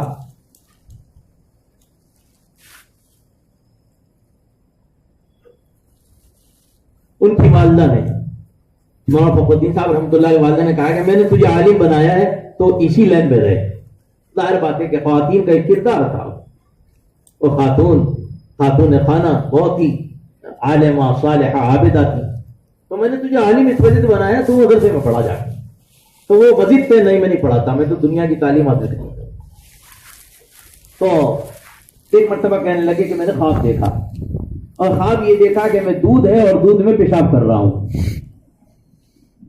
تو انہوں نے اپنے اٹھ کر اپنے والدہ سے خواب بیان کیا کہ امی جان میں نے رات یہ خواب دیکھا ہے۔ کیا خواب دیکھا؟ کہنے لگے دودھ میں پیشاب کر رہا ہوں۔ اندازہ لگائیے ان کے علم میں، اور کہنے لگے کہ بخاری شریف میں اللہ کے نبی علیہ الصلوۃ والسلام نے دودھ کو علم دین سے تعبیر فرمائی روایت۔ تو کہنے لگے کہ یہ دودھ تو تیرا جو ہے وہ علم دین ہے جو تو نے حاصل کیا مدرسے میں، شاہی میں اور دیوبند میں، اور یوں فرمایا کہ جو تو پیشاب کر رہا ہے وہ تو دنیا ہے۔ تو اس کا مطلب یہ کہ دودھ کے اوپر پیشاب کرنا دین پر دنیا کو ترجیح دینا ہے، یہ تعبیر تھی ان کی والدہ نے۔ کہنے لگے کہ تو میری بات نہیں سنتا تھا، اب تو سن لے، خواب دیکھ کر۔ تو ان کا نظریہ بدل گیا، فکر بدل گئی، کہنے لگے ٹھیک ہے امی جان آپ جیسا کہیں گی ویسے کروں گا۔ انہوں نے پڑھانا شروع کیا، اور پھر والدہ کی صحبت، والدہ کی برکت، والدہ کی فکر، تار بات ہے کہ کسی ایک مرد کے بنانے کے اندر بعض مرتبہ بیوی کا حصہ ہوتا ہے، بعض مرتبہ ماں کا حصہ ہوتا ہے، بعض مرتبہ دادی کا حصہ ہوتا ہے، بعض مرتبہ نانی کا حصہ ہوتا ہے، بعض مرتبہ مطلب کہ بیٹی کا حصہ ہوتا ہے، پوری تاریخ بتاتی ہے۔ تو انہوں نے کیا کیا، ان کی بنانے میں تو ان کی والدہ کا حصہ تھا نا، جیسے مولانا علی میاں صاحب رحمۃ اللہ علیہ کا بنانے میں ان کی والدہ کا حصہ تھا۔ ان کے خطوط اور ان کی سوانح حیات پڑھنے کے بعد معلوم ہوتا ہے کہ انہوں نے جو انگلش پڑھ رہے تھے سیکھنا شروع کیا، اور والدہ کو معلوم ہوا تو والدہ نے ناراضگی کا اظہار کیا، میں نے تجھے عالم بنانے کے لیے بھیجا، یہ کیا سیکھ رہا ہے؟ اس زمانے میں تو حالات الگ تھے نا، بالکل۔ آج تو ضروری ہوگی، اس زمانے میں تو وہ ان کے خواتین بھی یہ سمجھتی نہیں بھائی یہ دنیا میں چلے جائے گا تو پھر یہ دین کا نہیں رہے گا۔ تو اس کے بعد ان کے جو خطوط لکھا ہوا ہے فرمایا تھا، علی تو ایک میرا بیٹا ہے، اگر 100 علی بھی ہوتے تو سب کو عالم بناتی میں، یہ میرا اندر کا جذبہ۔ تو ظاہر بات ہے کوئی معمولی جذبہ تو نہیں تھا، جتنے اکابر بنے ہیں، جتنے بڑے بنے ہیں، اس کے پیچھے مطلب یہ کہ خواتین کا بھی ایک حصہ ہے ان کی تربیت کا۔ ظاہر بات ہے کہ ان کی تعلیم و تربیت کوئی معمولی تو تھی۔ تو اس کے بعد میں حضرت مولانا فخر الدین صاحب رحمۃ اللہ علیہ فرماتے ہیں کہ اس خواب کے بعد میں نے پھر مدرسے میں جا کر پڑھانا شروع کیا، تو اللہ پاک نے پھر ایسا قبول کیا کہ دارالعلوم دیوبند کے شیخ الحدیث اور ہمارے استاد حضرت مولانا صاحب رحمۃ اللہ علیہ ان کے فضائل، ان کے کمالات بیان کیا کرتے تھے، کیونکہ وہ پڑھے ہوئے تھے بخاری شریف میں حضرت مولانا فخر الدین صاحب رحمۃ اللہ علیہ۔ تو اس وجہ سے میرے عزیزوں، دوستوں، بزرگوں، ساتھیوں، میں نے ان بزرگوں کے سامنے لب کشائی کر دی، معذرت چاہتا ہوں، معافی چاہتا ہوں آپ جیسے قابل اساتذہ کے سامنے اور ذی استعداد علماء کے سامنے اپنی منتشر باتیں رکھنے کا ایک ہی مقصد تھا، جو ہمارے اکابر کا جو نہج ہے اس نہج پر اگر مطلب ہے کہ اپنی زندگی گزاریں گے انشاءاللہ اس سے بہت نفع ہوگا۔ اللہ تعالیٰ سے دعا کیجیے اللہ پاک ہم سب کو علم کے اوپر قائم و دائم رکھے، عمل کی توفیق عطا فرمائے۔ والصلاة والسلام على سيد المرسلين محمد وعلى آله وأصحابه أجمعين، أما بعد فأعوذ بالله من الشيطان الرجيم، بسم الله الرحمن الرحيم، اقرأ باسم ربك الذي خلق، خلق الإنسان من علق، اقرأ وربك الأكرم الذي علم بالقلم، علم الإنسان ما لم يعلم، صدق الله العظيم۔ وقال النبي صلى الله عليه وسلم عن عثمان بن عفان رضي الله تعالى عنه قال قال رسول الله صلى الله عليه وسلم خيركم من تعلم القرآن وعلمه، رواه البخاري او كما قال عليه الصلاة والسلام۔ قابل صدر احترام حضرت مولانا سید ولی اللہ صاحب قاسمی متظل ہو اور اس مدرسے کے ناظرین محترم اساتذہ کرام، محترم بزرگوں، عزیز ساتھیوں، یہ موقع ہم سب کے لیے اللہ کے شکر کا ہے کہ اللہ تبارک و تعالی نے ہمیں اپنے علم دین کے حاصل کرنے کے لیے فارغ فرمائے۔ بہت لمبی بات کیے بغیر میں اپنی گفتگو کو ختم کرنے کی کوشش کروں گا۔ خاص طور سے وہ ساتھی جو ابھی نیا درس شروع کر رہے ہیں وہ اس پر بہت اہتمام سے اللہ کا شکر ادا کریں۔ جیسے آپ بیٹھے ہوئے ہیں اسی طرح ہم لوگ اپنے طالب علم کے زمانے میں مفکر اسلام علامہ سید ابوالحسن علی ندوی رحمۃ اللہ علیہ کے قدموں میں بیٹھتے تھے تو سال کے آغاز میں مولانا خطاب فرماتے تھے، کہتے تھے کہ اس پر تم اللہ کا شکر ادا کرو کہ اللہ نے تمہیں محض اپنے کرم سے علم دین کے لیے منتخب کیا، کہ اس دنیا میں 6 ارب سے زیادہ کی آبادی ہے، اس میں ہم جیسے نوجوان لاکھ کروڑوں میں ہیں، لیکن اللہ تبارک و تعالی نے ان سب میں ہمارا انتخاب کیا ہے۔ ہمیں کوئی سرخ پر لگے ہوئے نہیں ہیں، کوئی خاص ہمارا اللہ سے معاہدہ نہیں تھا، لیکن اللہ تعالیٰ نے اس کے لیے اپنے کرم سے ہمیں منتخب کر لیا ہے، تو اس پر ہمیں اللہ کا شکر ادا کرنا چاہیے۔ اور جس آدمی کے ساتھ اللہ بھلائی کا ارادہ کرتے ہیں اسے ہی علم دین کے حصول کے لیے، اس کی خدمت کے لیے منتخب کرتے ہیں۔ امام محمد احمد ابن حنبل بہت بڑے عالم، بہت بڑے امام، بہت بڑے فقیہ، اور ایک امت ان کے مسلک کے مطابق اپنی عبادتیں ادا کرتی ہے۔ جب ان کا انتقال ہوا تو کسی نے خواب میں دیکھا، پوچھا احمد ابن حنبل رحمۃ اللہ علیہ آپ کے ساتھ اللہ نے کیا معاملہ کیا؟ تو کہا کہ اللہ تعالیٰ نے میرے ساتھ خیر کا معاملہ کیا اور یہ فرمایا احمد ابن حنبل اگر تجھ سے خیر کا ارادہ نہ ہوتا تو تجھے علم دین کے لیے ہم منتخب نہیں کرتے۔ تو ہم اللہ کا شکر ادا کریں، اور جب آدمی شکر ادا کرتا ہے تو پھر اللہ تعالیٰ مزید توفیق عطا فرماتے ہیں۔ مفکر اسلام فرمایا کرتے تھے جو بڑے طلباء ہوتے تھے کہ اگر تم سے ہو سکے تو 2 رکعت نفل نماز روزانہ پڑھا کرو، اس شکرانے میں کہ اللہ تعالیٰ نے ہمیں اس میدان کے لیے ہمارا انتخاب کیا ہے۔ تو پہلی بات ہم شکر ادا کریں، اور دوسری بات یہ کہ ہم اس موقع پر بخاری شریف کا بھی آغاز ہو رہا ہے، اور اس کی پہلی حدیث حضرت عمر بن خطاب رضی اللہ تعالیٰ عنہ راوی ہیں۔ حضرت حمیدی بخاری رحمۃ اللہ علیہ کے استاذ، وہ خود مکہ المکرمہ کے رہنے والے تھے۔ یہ امام بخاری کا اعزاز ہے، علمی ان کی شان ہے کہ پہلی روایت ایک ایسے استاذ سے نقل فرمائی جن کا تعلق مکے میں تھا۔ پھر وہ کلمتانی حبیبتانی والی روایت جس محدث سے نقل کرتے ہیں وہ مدینے کے ہیں،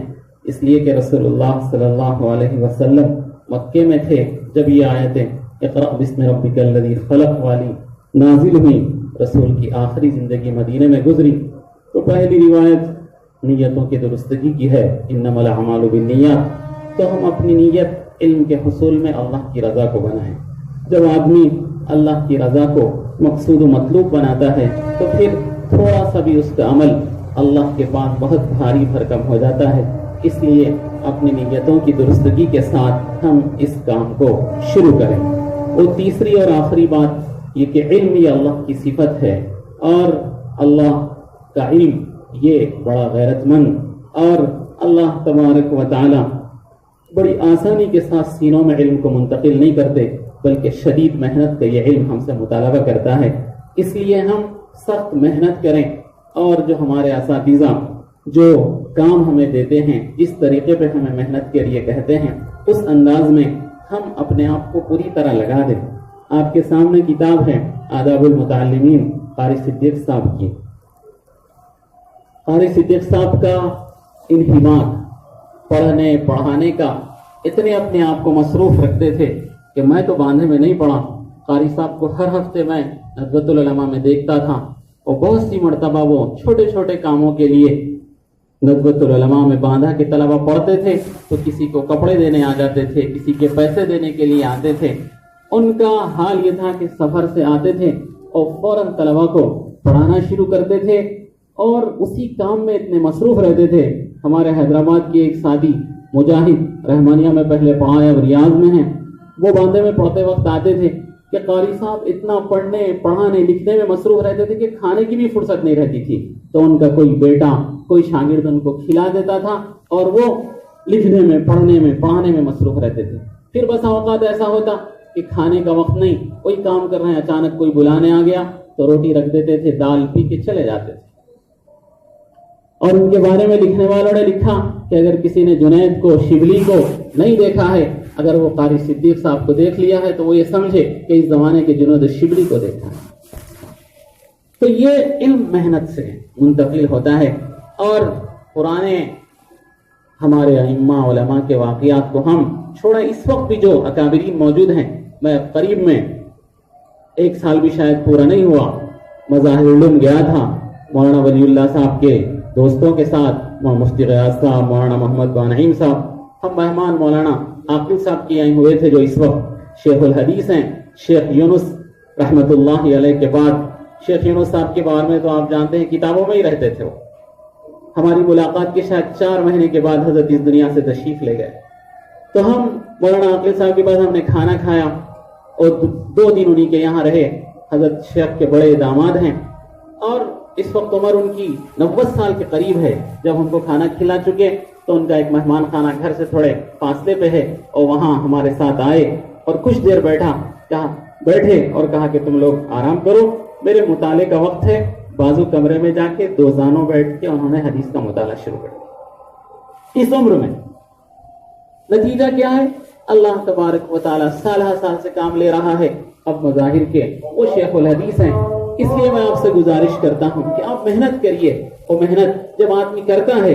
مولانا رابع صاحب فرماتے ہیں کہ جب آدمی غلط کام کے لیے محنت کرتا ہے تو اللہ تعالیٰ اس دنیا میں اس کو نتیجہ دیتے ہیں کہ ایک چور بڑی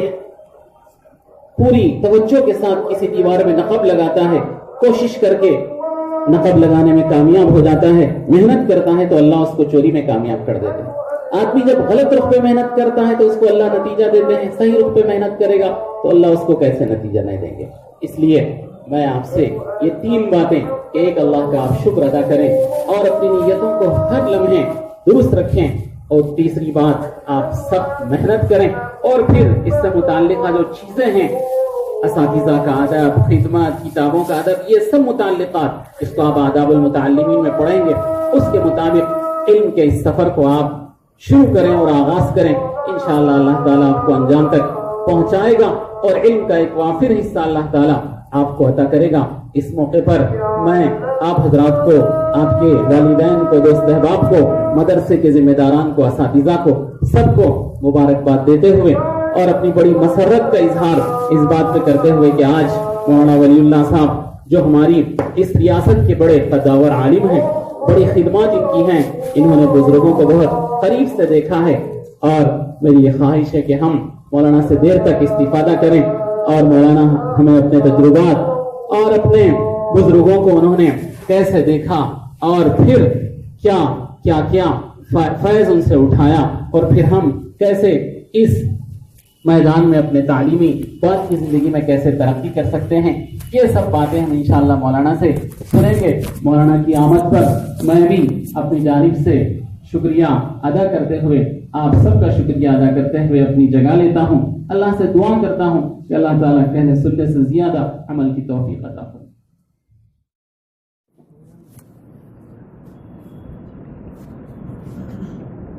چمنزار دین مدرسے بشیر ہے، چمنزار دین مدرسے بشیر ہے، یا فلا کے علم دین پہ مثل نجوم ہے، چمنزار دین مدرسے بشیر ہے، یا فلا کے علم دین پہ مثل نجوم ہے، مدرسے بشیر علم کا ایک شاہکار ہے، مدرسے بشیر علم کا ایک شاہکار ہے، نقوش سلف کی ایک حسین یادگار ہے، نقوش سلف کی ایک حسین یادگار ہے، جو باطل کو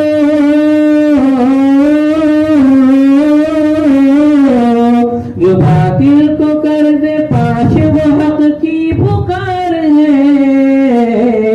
جسے اہل معرفت نے ملا اعتبار ہے، جسے اہل معرفت نے ملا اعتبار ہے، چمنزار علم دین مدرسے بشیر ہے، وہ فلا کے علم دین پہ مثل نجوم ہے، کتاب و سنن ہے مصدر دستور جامعہ، کتاب و سنن ہے مصدر دستور جامعہ، علوم سلف ہے ماخذ منشور جامعہ، ہے روشنی ہے روشنی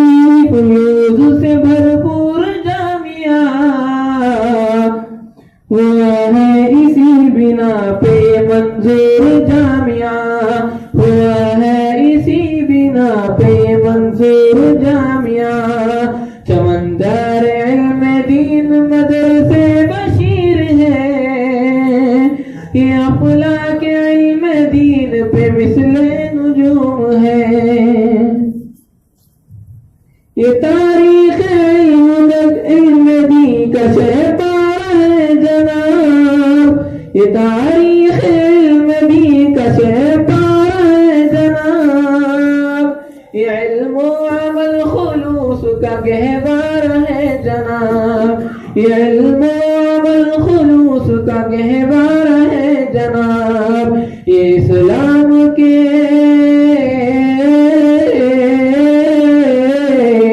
اسلام کے پیام کا مینار ہے جناب، ہدایت کا یہ فوارہ ہے، ہدایت و معرفت کا یہ فوارہ ہے جناب، ہدایت و معرفت کا یہ فوارہ ہے جناب، چمنزار علم دین مدرسے بشیر ہے، چمنزار علم دین مدرسے بشیر ہے، یہ افلاک علم دین پہ مثل نجوم ہے، یہ افلاک علم دین پہ مثل نجوم ہے، یہ طلاب دی کا ہے میں خانہ دوستوں، یہ طلاب علم دی کا ہے میں خانہ دوستوں، یہ مستان با خدا کا ہے پیمانہ دوستوں، یہ طلاب علم دی کا ہے پیمانہ دوستوں، یہ مستان با خدا کا ہے پیمانہ دوستوں، خدا ہی کا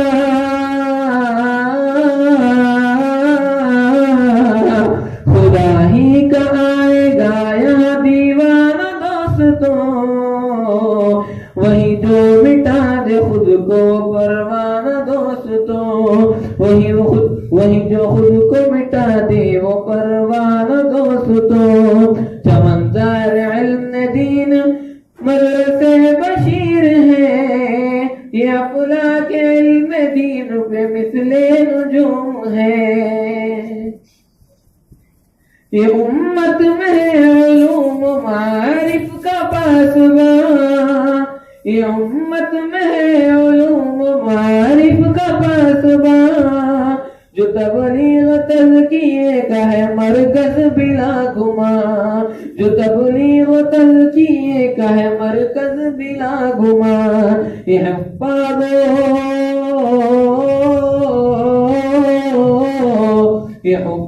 عالموں کی یقیناً آن بان، ہدایت کا ہے نشان صداقت کی ہے زبان، ہدایت کا ہے نشان صداقت کی ہے زبان،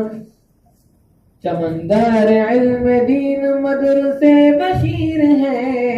یہ افلاک علم دین پہ مثل نجوم ہے،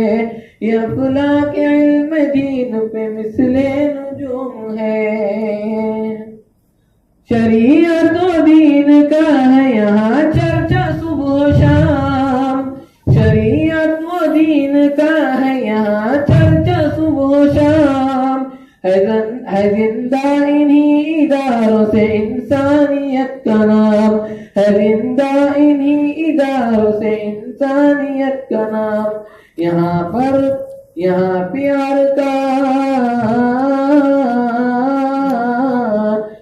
پیار کا سبق ہے، یہاں رحم کا پیام،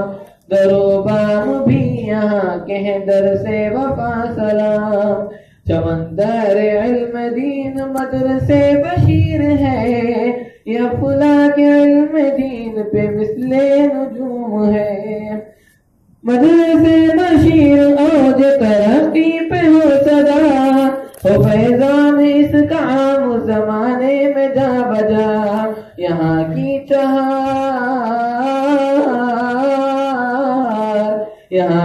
چہار داغ عوالم چلے صدا،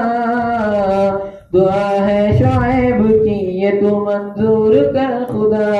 دعا ہے شعیب کی یہ تو منظور کر خدا، چمندار علم دین مدرسے بشیر ہے،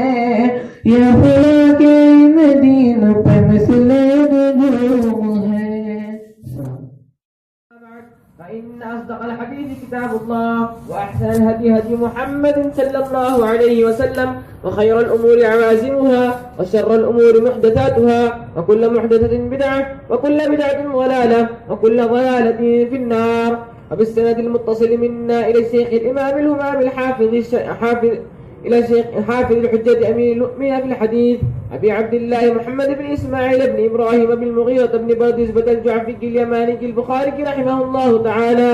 اللهم انفعنا بعلومه وعلوم إمامه يا رب العالمين. بسم الله الرحمن الرحيم. باب كيف كان بدء الوحي إلى رسول الله صلى الله عليه وسلم. وقول الله عز وجل: إنا أوحينا إليك كما أوحينا إلى نوح والنبيين من بعده. وبه قال حدثنا الحميدي قال حدثنا سفيان قال حدثنا يحيى بن سعيد الأنصاري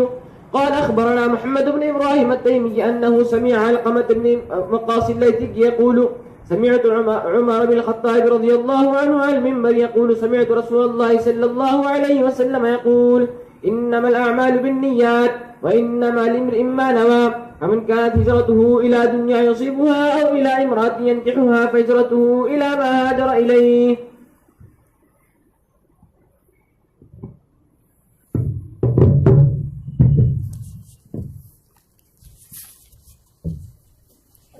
بسم الله الرحمن الرحيم. الحمد لله نحمده ونستعينه ونستغفره ونؤمن به ونتوكل عليه ونعوذ بالله من شرور أنفسنا ومن سيئات أعمالنا. من يهده الله فلا مضل له ومن يضلل فلا هادي له. ونشهد أن لا إله إلا الله وحده لا شريك له. ونشهد أن سيدنا ونبينا وإمامنا وقدوتنا ومولانا محمدا عبده ورسوله صلى الله تعالى عليه وعلى آله وأصحابه وأزواجه وبارك وسلم تسليما كثيرا. أما بعد فإن أصدق الحديث كتاب الله وأحسن الهدي هدي محمد عليه السلام وخير الأمور عوازمها وشر الأمور محدثاتها وكل محدثة بدعة وكل بدعة ضلالة وبالسند المتصل مني إلى أمير المؤمنين أبي عبد الله محمد بن إسماعيل بن إبراهيم مغيرة بن البردزبة الجعفي البخاري رحمه الله ونفعنا بعلومه آمين. بسم الله الرحمن الرحيم. باب كيف كان بدء الوحي إلى رسول الله صلى الله عليه وسلم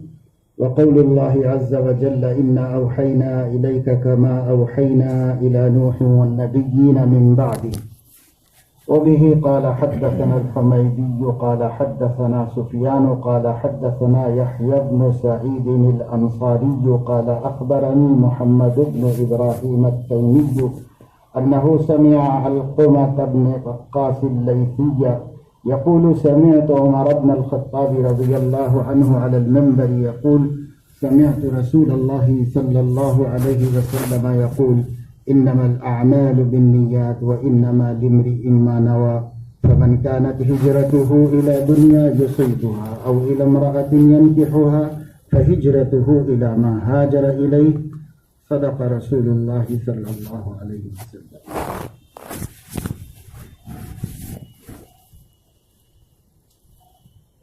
ہر انسان اس بات کو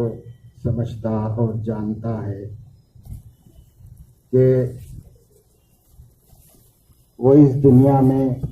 اپنی مرضی سے نہیں آیا اور اسے پتہ نہیں ہے کہ وہ کب آیا کیوں آیا، اور جب اس کو شعور ملا اور عقل پختہ ہوئی، اچھے برے کو سمجھنے کی صلاحیت پیدا ہوئی، تو اس کے ذہن میں دو سوال قائم ہوئے. ایک یہ کہ اس کا کوئی خالق ہے، موجد ہے اور پیدا کرنے والا ہے، یہ تو عقل سے ثابت ہے، لیکن وہ کون ہے اس کا اس کو پتہ نہیں. دوسرے یہ کہ جب کسی نے اس کو وجود بخشا ہے اور یہاں قیام کا موقع بھی نہیں دیا ہے، ہر آنے والا آ رہا ہے اور کچھ دن رہ کر جا رہا ہے، تو اس کا مقصد یہ ہے کہ اس دنیا میں قیام کسی ضرورت اور مقصد کے تحت ہوا ہے. پیدا کرنے والے نے، بھیجنے والے نے، وجود بخشنے والے نے کوئی غرض اور ارادہ اس میں پوشیدہ رکھا ہے، مگر وہ ہے کیا؟ اس سوال کا اس کے پاس جواب ہے. ہر عقل مند انسان جس کی عقل سلامت ہو، صحیح ہو، اس کے ذہن میں شعور آنے کے بعد اپنے کسی ذات کے موجد ہونے اور خالق ہونے کا سوال پیدا ہوتا ہے، اور اس کی عقل کہتی ہے کہ میں خود سے موجود نہیں ہوا، مجھے کسی نے وجود بخشا ہے، لہذا میرا کوئی موجد ہے، اور میں پیدا خود سے نہیں ہو گیا تو میرا کوئی خالق ہے. اتنا تو عقل نے فیصلہ کر دیا، لیکن وہ کون ہے اس کا جواب عقل کے پاس نہیں، اس لیے اس کا سوال ایسے ہی تشنا رہ گیا. پھر اس کے ذہن میں یہ بات آئی کہ جب کچھ عرصے کے لیے اس دنیا میں ہمیں بھیجا گیا ہے تو وہ چھوٹے سے عرصے میں ظاہر ہے کہ کسی ضرورت اور غرض سے بھیجا گیا، اور پیدا کرنے والے نے کسی منشا اور مقصد کے تحت پیدا کیا. یہ تو عقل نے ثابت کر دیا، لیکن وہ کیا مقصد ہے عقل کی حدود میں اور اس کے ادراک میں اس کی گنجائش نہیں تھی کہ وہ اس کا جواب تلاش کر کے لائے اور حل کرے. لہذا اب اس کے سامنے دو ایسے سوال ہیں جو لا ينحل ہیں، اور اس کا کوئی جواب اس کے پاس موجود ذرائع علم میں نہیں. انسان کے پاس سب سے بنیادی اور ابتدائی ذریعہ علم اس کے حواس خمسہ ہے. قوت باصرہ ہے، لامسہ ہے، ذائقہ ہے، شامہ ہے اور سامعہ ہے. یہ 5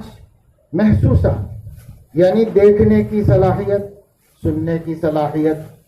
چھونے کی صلاحیت، سونگھنے کی صلاحیت اور چکھنے کی صلاحیت. یہ 5 احساسات ہیں انسان کے پاس، ان کو حواس خمسہ کہتے ہیں. یہ سب سے بنیادی اور ابتدائی ذرائع علم ہے. انہی چیزوں کے ذریعے سے آدمی اپنے مجہولات کو معلومات بنا لیتا ہے. مثال کے طور پر ایک آدمی کے سامنے کوئی کھانے کی چیز لا کر رکھی گئی ہے تو اس کی ضرورت یہ ہے کہ وہ اس کے بارے میں جانے کہ وہ گرم ہے یا ٹھنڈی ہے. تو وہ اپنا ہاتھ لگائے گا تو اس کو پتہ چل جائے گا کہ یہ چیز ٹھنڈی ہے، کھانے کے قابل ہے اور زیادہ گرم نہیں ہے. یہ مجہول معلوم ہو گیا. ایک بات نہیں معلوم تھی، اب معلوم ہو گئی. اور اس کے بعد یہ کہ اس میں خوشبو ہے یا بدبو ہے یا رات کا ہے، خراب تو نہیں ہو گیا، اس کو جاننا ہے. یہ مجہول ہے، اس کو علم نہیں ہے اس کا. تو اس نے اس کو ناک کے قریب کیا تو ناک نے خبر دی کہ اس میں بدبو نہیں پیدا ہوئی ہے، خوشبو ہے، کھایا جا سکتا ہے یہ کھانا. تو ایک مجہول پھر اس کو معلوم ہو گیا. اب یہ ہاتھ لگا کے نہیں معلوم کر سکتا تھا، سونگھ کے ہی معلوم کر سکتا. ہاتھ لگانے سے وہ علم نہیں آئے گا، یہی علم آیا، وہ علم سونگنے سے آیا. اب اس کے بعد اس کے سامنے یہ سوال ہوتا ہے کہ یہ چیز ہے کیا، اور یہ چاول ہے یا روٹی ہے یا سالن ہے. تو ظاہر ہے کہ یہ سونگھ کے بھی نہیں بتا سکتا. آنکھوں سے دیکھتا ہے تو آنکھ اس کو علم دیتی ہے اور آنکھ بتاتی ہے کہ بھئی یہ چیز فلاں چیز ہے، اس کا رنگ سفید ہے، کالا ہے، پیلا ہے، کیا ہے، یہ آنکھ بتاتی ہے. یہ پچھلے دو ذریعوں سے حاصل نہیں کر سکتا، آنکھ کے ذریعے سے حاصل کر سکتا ہے. اس لیے اس کے ذریعے سے ایک مجہول معلوم ہو گیا. ایک چیز کا پہلے سے پتہ نہیں تھا، اب پتہ ہو گیا اور علم اس کو اس کے ذریعے سے حاصل ہو گیا. پھر اسی طریقے سے انسان کے سامنے ایک بکری کا بچہ ہے اور ایک مرغی کا بچہ پڑا ہوا ہے. اب اس وقت میں انسان کو یہ پتا چلے کہ یہ کس طریقے سے پیدا ہوا، ماں کے پیٹ سے پیدا ہوا ہے یا انڈے سے پیدا ہوا ہے. تو اس کو یہ حواس سے کچھ پتا نہیں چل سکتا، نہ دیکھ کے پتا چلا سکتا ہے، نہ سن کے پتا چلا سکتا ہے، اور نہ چھو کر، نہ چکھ کر، اور نہ سونگھ کر. تو اس کے لیے اس کی قوت مدرکہ ہے، عقل ہے. اللہ پاک نے اس کو یہ صلاحیت دی ہے کہ وہ جہاں حواس خمسہ اپنا کام نہیں کرتے وہاں اس سے آگے عقل کام کرتی. چنانچہ اس کی عقل کہے گی کہ اگر یہ مرغی کا بچہ ہے تو یہ انڈے میں سے نکلا ہے، اور اگر یہ بکری کا بچہ ہے تو یہ اپنے ماں کے پیٹ سے جنم لیا ہے اور پیدا ہوا ہے. یہ اس کی عقل اس کا فیصلہ کرے گی. ایک انسان ہے، اس کے سامنے ایک آدمی کھڑا ہوا ہے اور اس کے بارے میں وہ یہ کہتا ہے کہ یہ میرے ابا جان ہے.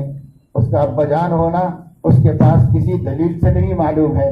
وہ کون سا ذریعہ ہے جس نے اس مجہول کو معلوم کیا؟ تو یہ قوت سامعہ ہے. اس کی ماں نے کہا کہ یہ تمہارے ابو ہیں، ان سے سن کر کے اس نے مانا کہ یہ میرے ابا ہیں، لہذا اس کا مجہول معلوم ہو گیا. غرض یہ ہے کہ ابتدائی علم کا ذریعہ ہوا سے خمسہ ہے، جس سے کوئی بھی آدمی محسوس کرتا ہوا علم حاصل کرتا چلا جاتا ہے. جو چیز اسے جاننی ہے وہ ان ذریعے سے جان لیتا ہے، اور جب ان کی حدود ختم ہو جاتی ہیں تو پھر انسان کی عقل کام کرنا شروع کرتی ہے، اور جو معلومات ان 5 ذریعوں سے حاصل نہیں ہو سکتی تھیں وہ عقل کے ذریعے حاصل ہو جاتی. چنانچہ ہم نے ابھی آپ کے سامنے بتایا کہ انسانی عقل نے پختہ ہونے کے بعد 2 باتوں کا ادراک کیا. ایک تو یہ کہ میں اپنا موجد نہیں ہوں، میرا کوئی موجد ہے، اور میں خود مخلوق نہیں ہوا ہوں، میرا کوئی خالق ہے. اتنا تو عقل نے فیصلہ کیا اور یہ بات عقل کے ذریعے اس کو حاصل ہو گئی. لیکن اس کے بعد دوسرا سوال تھا کہ وہ موجد آخر ہے کون؟ تو عقل کی حدود میں اتنی گنجائش نہیں تھی کہ وہ اس کو تلاش کر کے لائے اور اپنے موجد کا پتہ بتا دے کہ کون ہے. پھر اسی طریقے سے اپنی تخلیق کا کوئی مقصد ہونا یہ تو عقل نے ثابت کر دیا، لیکن جب یہ سوال ہوا کہ وہ مقصد ہے کیا تو عقل کے پاس اتنی گنجائش نہیں تھی کہ وہ اس کو حل کر دے اور جواب دے دے. اس لیے ضرورت ہوئی علم کے ایک تیسرے مرحلے کی جو اس سے کہیں زیادہ مضبوط ہو اور اس سے کہیں زیادہ وسیع ہو، عریض ہو، اس کی ضرورت تھی. تو اللہ تبارک و تعالی شانہ نے اپنے بندوں کی اس ضرورت کو پورا کرنے کے واسطے علم کا تیسرا ذریعہ وحی کو پیدا کیا اور وحی سے انسان کا رشتہ قائم کر دیا۔ یہ آخری اور اعلیٰ درجہ ہے معلومات حاصل کرنے کا۔ اس کے بعد کوئی درجہ نہیں جس سے آپ علم حاصل کر سکے اور صحیح ترین علم حاصل کر سکے۔ پھر حواس کے جو نتائج ہیں وہ معلومات غلط ہو سکتی، عقل کے فیصلے بھی غلط ہو سکتے۔ کتنی دفعہ زندگی میں عقل ایک چیز کا فیصلہ کرتی ہے اور وہ غلط ہے۔ کبھی انسان راستہ چلتے چلتے کسی چیز کے بارے میں یہ خیال کرتا ہے کہ شاید یہاں کوئی آدمی چل رہا ہے، اور قریب جانے کے بعد پتہ چلا کہ وہ آدمی نہیں تھا، کوئی سایہ تھا، تو آنکھ نے غلط دیکھا۔ آنکھ سے دیکھنے کی غلطی ہو سکتی ہے۔ اور انسان کبھی کوئی بات سنتا ہے، اس کو ایک کام کرنے کے لیے کہا گیا، کوئی دوسرا کام کر کے آ گیا، اس سے کہا گیا یہ کیوں؟ میں تو ایسے ہی سنا تھا۔ تو معلوم ہوا کہ سننے میں غلطی ہو سکتی ہے۔ اسی طرح چکھنے میں غلطی ہو سکتی ہے۔ جس کو کہتے ہیں کہ سانپ 10 لے، اس کو کڑوا میٹھا لگتا ہے، وہ میٹھا کڑوا لگتا ہے، تو ذائقہ بدل سکتا ہے اور اس میں غلطی اور کوتاہی ہو سکتی ہے۔ اسی طریقے سے انسان کے سونگھنے میں بھی غلطی ہو سکتی ہے، چھونے میں بھی غلطی ہو سکتی ہے۔ اس کے آگے عقل کا نمبر ہے، عقل بھی غلط فیصلے کر سکتی۔ چنانچہ کئی دفعہ انسان اپنے معلوم کیے ہوئے پر پچھتاتا ہے اور اسے رجوع کر لیتا ہے، کیونکہ عقل غلطی کر سکتی۔ لیکن آپ کے پاس جو تیسرا ذریعہ علم ہے جس کا نام وحی ہے، وہ کبھی غلطی نہیں، وہ بالکل مضبوط، محفوظ اور سب سے اعلیٰ اور سب سے آخری درجہ علم ہے۔ وہ بھی اللہ تعالیٰ نے انسان کو عطا کیا۔ اور پھر انسان دنیا میں مخلوقات میں آپ سب کو معلوم ہے کہ اشرف المخلوقات قرار دیا۔ لقد خلقنا الانسان فی احسن تقویم ولقد کرمنا بنی آدم وحملناہم فی البر والبحر ورزقناہم من الطیبات وغیرہ۔ سب قرآن کی کئی آیتیں بتاتی ہیں سب سے اعظم، اشرف اور بڑی مخلوق انسان۔ لیکن اللہ پاک کا نظام یہ ہے کہ جتنی مخلوقات انسان سے کم تر اور حقیر ہیں، وہ ساری مخلوقات پیدائشی طور پر مقاصد حیات کی عالم اور اس مقصد کو پورا کرنے کا بھی ان کے پاس ہے۔ جو 2 سوال میں نے آپ کے سامنے سب سے پہلے اٹھائے، یہ 2 سوال ان کو اٹھتے نہیں ہیں۔ وہ جب پیدا ہوتے ہیں تو ان دونوں سوالوں کے جواب کے عالم ہوتے ہیں، اور وہ یہ جانتے ہیں کہ مجھے اللہ تعالیٰ نے پیدا کیا ہے، اور مجھے اللہ تعالیٰ نے مثلا سورج کو یہ پتا ہے کہ اسے مشرق سے نکلنا ہے، مغرب میں ڈوبنا ہے، اور سال بھر اپنے منزلوں اور برجوں سے گزرنا ہے، اور یہ کام روکنا نہیں ہے تا وقت کہ اللہ تعالیٰ اس کو روکنا ہے۔ اس کو اس کا علم کب سے ہے؟ جب سے وہ وجود میں آیا ہے تب سے علم ہے۔ سورج نے، چاند نے، ستاروں نے، دریاؤں نے، درختوں نے، اور اسی طریقے سے چوپایوں نے، اور اللہ تعالیٰ کی ہزارہ بلکہ لکھوں کا مخلوقات کا کوئی درسگاہ نہیں ہے، ان کی کوئی یونیورسٹی نہیں ہے، ان کے لیے کوئی اسکول نہیں ہے کہ وہ بھی بڑے ہوں اور علم حاصل کریں کہ وہ کیوں پیدا ہوئے ہیں اور ان کو کیسے اپنے مقصد حیات پورا کرنا چاہیے، نہیں پتا۔ بکری کا بچہ پیدا ہوتا ہے، نیچے گرنے کے ساتھ ہی ماں کے تھنوں کی طرف دیکھتا ہے، پہلے سے جانتا ہے کہ مجھے روزی کہاں سے ملنے والی ہے۔ اور پرندے کا بچہ پیدا ہوتا ہے، انڈے سے نکلنے کے ساتھ ہی آسمانوں کی طرف دیکھتا ہے، اسے علم ہوتا ہے کہ مجھے ان فضاؤں میں پرواز کرنا ہے اور میری پیدائش کا یہ مقصد ہے۔ تو ہر ایک کو پہلے سے معلوم، اور اپنی حفاظت کیسے کریں اس کا بھی علم ان کو دیا گیا۔ علماء نے فرمایا ہے کہ اگر انسان کا بچہ اچھا خاصا صحت مند پیدا ہوا ہو اور وہ 2 بالش 2.5 بالش کا ہو، اور اس بچے کو اگر آپ 1 فٹ کی دیوار کے اوپر لٹا دیں تو وہ وہاں سے تھوڑی ہی دیر میں گر جائے گا اور مر جائے گا، ختم ہو جائے گا۔ لیکن آپ بلی کے بچے کو چھوٹی سی ناک پہ رکھ دیں تو وہ چاروں بازوؤں سے اس کو تھام کر اپنے کو گرنے سے بچا دے گا۔ تو اشرف المخلوقات ہے، مگر تخلیقی طور پر جاہل مطلق ہے۔ واللہ اخرجکم من بطون امہاتکم لا تعلمون شیئا، اللہ نے تمہیں تمہارے ماؤں کے پیٹ سے جاہل مطلق پیدا کیا ہے، کچھ بھی نہیں جانتا ہوا انسان پیدا ہوا ہے، باقی ساری مخلوق عالم پیدا ہوئی ہے۔ وہ اپنے مقصد کو، اپنے وجود کو، اس کے ذرائع کو سب جانتے۔ ہم اکیلی ایسی قوم ہیں جو جب پیدا ہوتے ہیں تو کچھ بھی نہیں جانتے. تو ایسا کیوں کیا اللہ نے؟ اشرف المخلوقات کو سب سے زیادہ علم ہونا چاہیے تھا، لیکن اس کو جاہل کیوں پیدا کیا؟ تو اس کی وجہ یہ ہے کہ اللہ تبارک و تعالی شانہ نے چونکہ اس کو سب سے اشرف و اعظم مخلوق بنایا ہے اور اسے اپنے خطاب کا اہل بنایا ہے، اس وجہ سے اس کو پیدا ہونے کے بعد علم و تربیت حاصل کرنا ہوگا اپنے اختیار ہو جائے. وَجَعَلَ لَكُمُ السَّمْعَ وَالْأَبْصَارَ وَالْأَفْئِدَةَ، اللہ نے اس کو آنکھ دی اور کان دیے اور دل دیا. دنیا کے تمام ماہرین تعلیم وہ اس بات پر متفق ہیں کہ ایک انسان جو جاہل پیدا ہوتا ہے اس انسان کے علم کا وسیلہ اس کی آنکھیں ہیں اور اس کے کان. دو آنکھوں دو کانوں کے ذریعے سے علم حاصل کرتا ہے اور دل میں امپورٹ کرتا ہے اور وہاں اسے محفوظ اور اسٹور کر کے رکھتا ہے، اور جب ضرورت ہوتی ہے دل چونکہ سارے جسم پر حکومت کرتا ہے اور اس لیے دل کو لے جا کر سارے علوم پہنچائے جاتے ہیں، دیے جاتے ہیں. آنکھ سے اور کان. آج بھی ماہرین تعلیم کہتے ہیں کہ آپ کے پاس دو چیزیں ہونی چاہیے. ایک تو یہ کہ آپ کو پڑھانے والا زبان سے بول کر سنائے،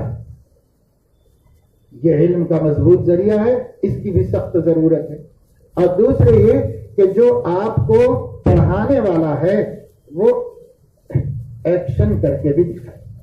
عمل میں بھی اس کو دکھائے، تب جا کر کے آپ کو صحیح علم حاصل ہوگا. خیر القرون میں علماء کے پاس جتنا علم ہے وہ سمعا و مشاہدتاً حاصل ہوا ہے. بعد کے لوگوں نے مشاہدہ کو بازو ہٹا دیا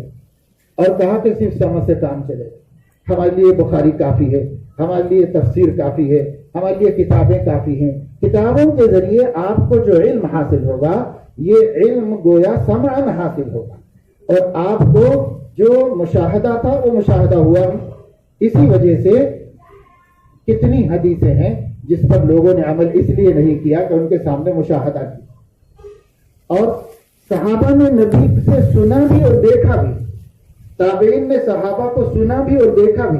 تبع تابعین نے تابعین کو سنا بھی اور دیکھا بھی. اور اس کے بعد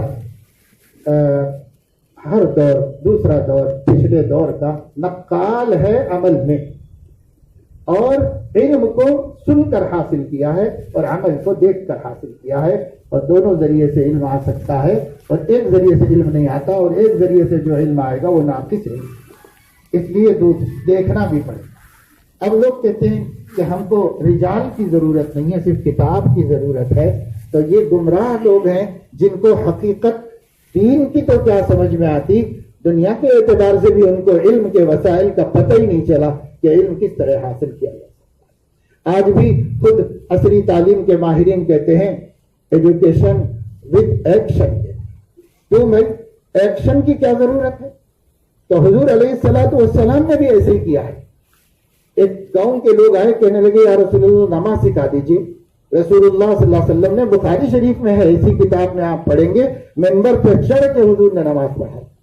تاکہ وہ دیکھیں اپنی آنکھوں سے کہ میں کھڑےتا کیسا ہوں، ہاتھ کیسے اٹھاتا ہوں، باندھتا کیسا ہوں، رکوع کیسے کرتا ہوں. وہ دیکھ لیں اپنی آنکھوں سے. اس لیے کہ اگر میں صرف لیکچر دوں گا تو ان کی سمجھ میں نہیں آئے گی، دیکھنے سے سمجھ میں آئے گا. اس لیے حضور علیہ السلام نے نماز پڑھائی منبر پہ چڑھ کے، صرف سجدہ کرنے کے لیے نیچے اترے، پھر چڑھ گئے اس کے اوپر اور چڑھ کے منبر پر نماز پڑھائی. تو اس طرح حضور نے بتایا کہ دکھانا پڑتا ہے، دکھا کر علم دینا پڑتا ہے. اس لیے دونوں چیزوں کی ضرورت ہے، رجال اللہ کی بھی ضرورت ہے، کتاب اللہ کی بھی ضرورت ہے. اب میں نے آپ کے سامنے یہ بات رکھی کہ وحی سب سے اعلیٰ اور آخری درجہ علم ہے، ذریعہ علم ہے. یہ وحی کیا ہے؟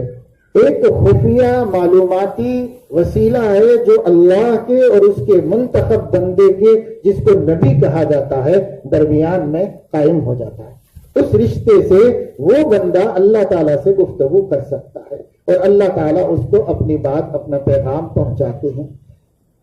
قرآن مجید میں فرمایا گیا ہے ما کان لبشر ان یکلمہ اللہ الا وحیا او من وراء حجاب او یرسل رسولا. ایسے تین طریقے اللہ نے فرمایا. کوئی بشر اللہ سے ہم کلام نہیں ہو سکتا سوائے وحی کے اور پس پردہ کی گئی گفتگو کے اور کسی مخلوق کی شکل میں بھیجے گئے فرشتے کے اس کے ذریعے سے، یہ 3 ذریعوں سے اللہ تعالیٰ نے ایک وحی کو قائم فرمایا۔ اب اس کی مختلف اور شکلیں ہیں جو آپ اسی باب میں پڑھیں گے آگے۔ پہلی حدیث تو نیت کی لائی ہے، اس کے بعد سے پھر وحی کی حقیقت ہی وہ بیان کر رہے ہیں۔ حضور علیہ السلام نے فرمایا اس طرح بھی وحی آئی مجھے، اس طرح بھی آئی اور اس طرح بھی آئی۔ یہ جو 3 قسمیں قرآن میں بیان کی گئی ہیں، اس کی تیسری قسم کے ذریعے قرآن اتارا گیا ہے، اور 2 قسمیں جو پہلے بیان ہوئی ہیں اس کے ذریعے سے اللہ نے ما سوا قرآن کے علم دیا ہے نبی پاک صلی اللہ علیہ وسلم کو۔ ارشاد فرمایا اوتیت القرآن ومثلہ معہ، مجھے قرآن دیا گیا اور قرآن جیسا اور علم دیا گیا ہے مجھے۔ تو جو قرآن دیا گیا ہے او یرسل رسولا فیوحی بإذنہ کے ذریعے دیا گیا ہے، اور باقی 2 ذریعوں سے جو علم ملا ہے وہ حضور علیہ السلام کے قلب مبارک میں ڈالا گیا اور آپ کی زبان مبارک میں اس کو ظاہر کیا۔ وما ينطق عن الهوى ان هو الا وحی یوحی، جو وحی کی گئی اسی کو آپ نے زبان مبارک سے ظاہر کیا۔ تو جو کچھ وحی ہمارے نبی پر 23 سالہ نبوت کے زمانے میں آئی ہے اللہ کی طرف سے، اب اس کی 2 قسمیں ہو گئی۔ ایک قسم وہ ہے جو ارسال رسول کے ذریعے اللہ نے بھیجا، جبرائیل علیہ السلام جسے لے کر آئے اور نبی پاک صلی اللہ علیہ وسلم کو اکثر حضرت دحیہ کلبی کی شکل میں اور کبھی کبھی کسی اور صحابی کی شکل میں آ کر انہوں نے حضور کو پہنچایا۔ اس وحی کو کہتے ہیں وحی یہ متلو اور قرآن کریم۔ اس کے بارے میں آپ کتابوں میں پڑھ چکے ہوں گے اصول کے، کہ اہل اصول کہتے ہیں قرآن کیا ہے؟ نظم و معنی جمیعاً کا نام قرآن، یعنی الفاظ اور اس کے معانی ایک ساتھ اللہ تعالیٰ نے اتارے۔ الفاظ بھی منزل من اللہ ہیں اور اس کے معانی بھی منزل من اللہ ہے۔ ان علینا جمعہ وقرآنہ فاذا قرأناہ فاتبع قرآنہ ثم ان علینا بیانہ۔ تو یہ بیان قرآن بھی اللہ نے اتارا اور اللہ رب العزت نے قرآن بھی اتارا۔ تو قرآن لفظ و معنی کا مجموعہ ہے، اس کو کہتے ہیں وحی متلو، اور وہ جو بیان اللہ نے اتارا ہے وہ لفظ و معنی کا مجموعہ نہیں ہے، بلکہ صرف معانی کا الہام اور القاء ہوا ہے، اور الفاظ نبی پاک صلی اللہ علیہ وسلم کی اپنی زبان مبارک سے ادا ہوئی، اس لیے وہ وحی غیر مطلوع ہے۔ مطلوع اور غیر مطلوع کا یہ مطلب نہیں کہ اس کی تلاوت جائز ہے، اس کی تلاوت جائز ہے، بلکہ اس کا مطلب یہ ہے کہ اس کی تلاوت قرآن میں کرنا نماز کی صحت کے لیے کافی ہے، اور اس کی تلاوت نماز میں صحت صلاۃ کے لیے کافی نہیں ہوگی، اس کو نہیں پڑھا جا سکتا نماز میں۔ تو جو نماز میں نہیں پڑھا جا سکتا اس وجہ سے اس کو غیر مطلوع وحی کہا گیا، مگر ہے وہ وحی ہی، سب اللہ نے اتارا اور سب اللہ ہی نے نبی پاک صلی اللہ علیہ وسلم کو علم دیا ہے۔ تو قرآن آپ جانتے ہیں وہ 30 پارے ہیں، 114 سورتیں ہیں، اور اس کی 6666 آیتیں کہلائی جاتی ہیں، وہ سب آپ کو پتا ہے۔ جو حافظ قرآن ہے وہ اس کے حافظ بھی ہیں، اپنے سینوں میں محفوظ کیے ہوئے ہیں۔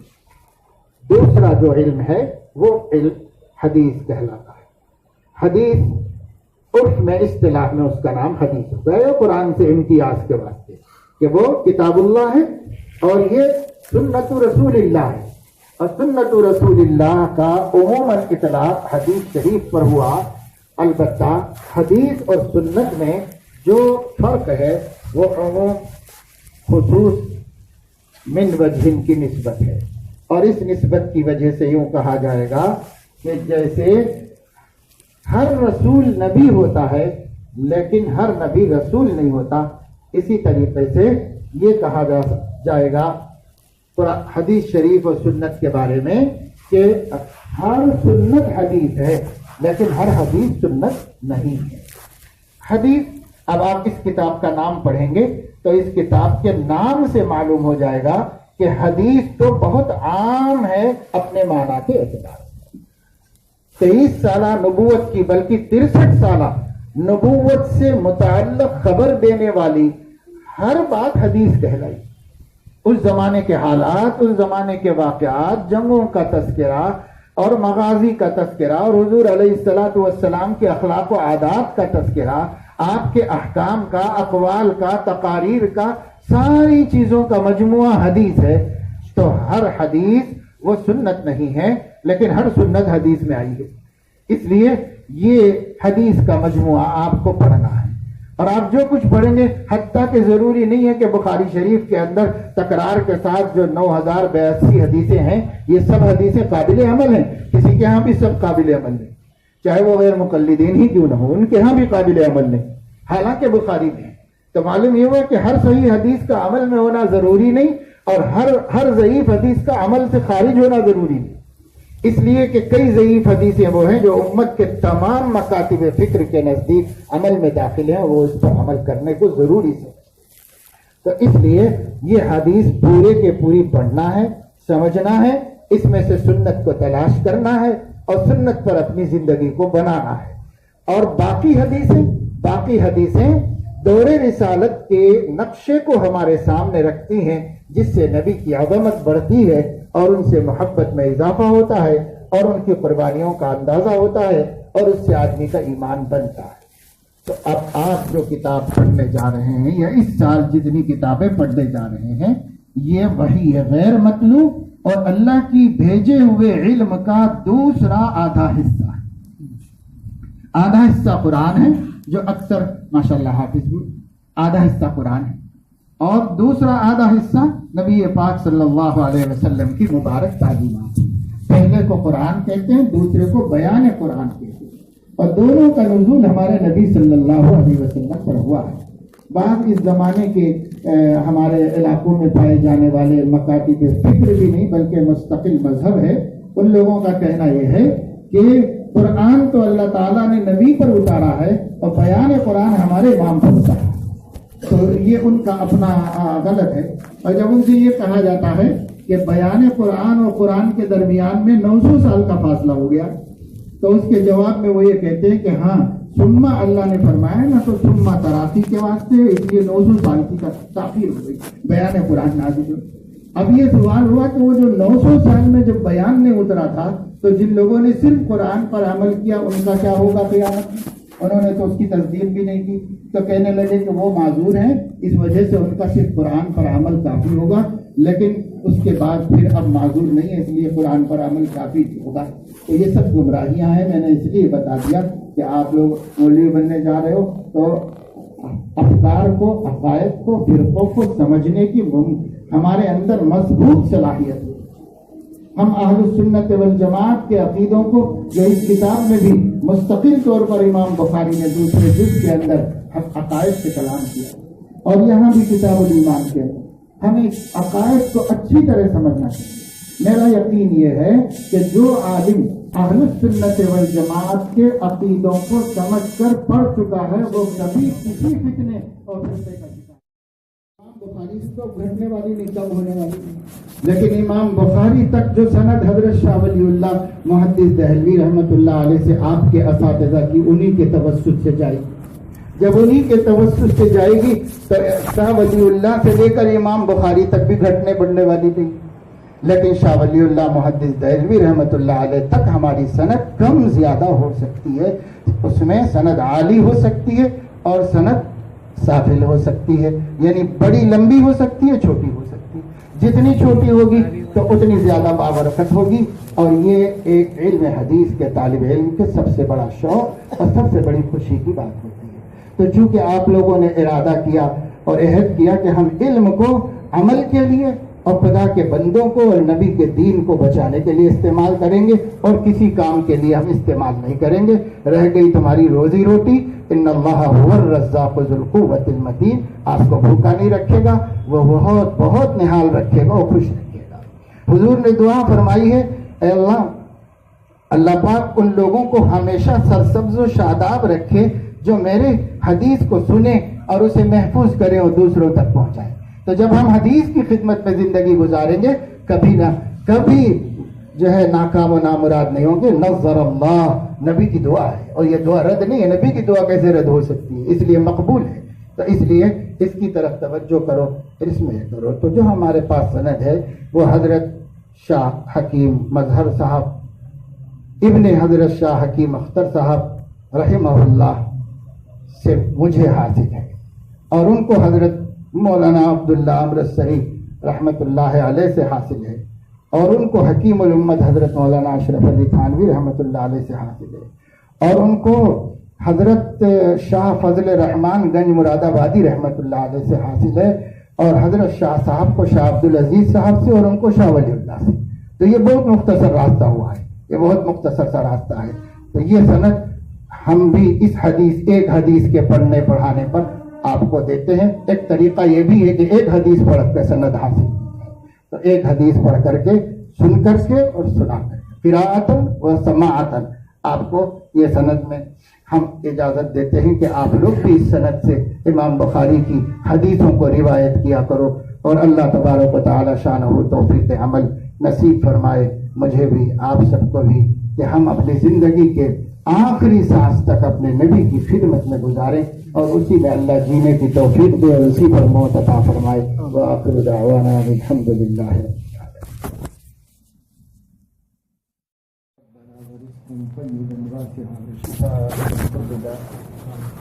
اللهم إنا نسألك من خير ما سألك من نبيك محمد صلى الله عليه وسلم، ونعوذ بك من شر ما استعاذ منه نبيك محمد صلى الله عليه وسلم، أنت المستعان وعليك البلاغ ولا حول ولا قوة إلا بالله۔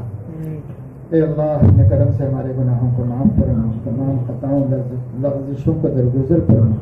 ہم سب کو صراط مستقیم پر استقامت نصیب فرما، ہر فتنے سے، ہر فرقے سے ہماری، ہمارے گھر والوں کی، عورتوں اور بچوں سب کی حفاظت فرما۔ اے مولا کریم اپنے کرم سے حدیث شریف کی تعظیم کے اس آغاز کو مبارک فرما اور بہتر انجام تک منتج فرما۔ اے مولا اپنے فضل و کرم سے طالب علموں کو بھی، پڑھنے والوں کو بھی، اور تمام طلباء کو اور تمام اساتذہ کو صحت میں، عمر میں، سلامتی میں برکت نصیب فرما، ہر قسم کے شرور و فتن سے حفاظت فرما، آزمائشوں سے حفاظت فرما۔ اے مولا کریم آپ کے حبیب سیدنا محمد رسول اللہ صلی اللہ علیہ وسلم کی نسبت سے یہ مجمع یہاں پر آیا ہوا ہے، اور مستورات بھی دیر سے یہاں پر بیٹھی ہوئی ہیں۔ اے اللہ اپنے کرم سے اس کو قبول فرما، اور تمام حاضرین کے جملہ مقاصد حسنہ کی تکمیل فرما، اور اے اللہ اپنے فضل و کرم سے ہر پریشانی سے، مشکل سے، مصیبت سے نجات عطا فرما، پورے عالم میں امن و امان قائم فرما، ہر مظلوم کو، ظالم کے ظلم سے نجات عطا فرما۔ وصلی اللہ تعالی علی خیر خلقہ سیدنا و حبیبنا محمد وعلی آلہ و اصحابہ اجمعین۔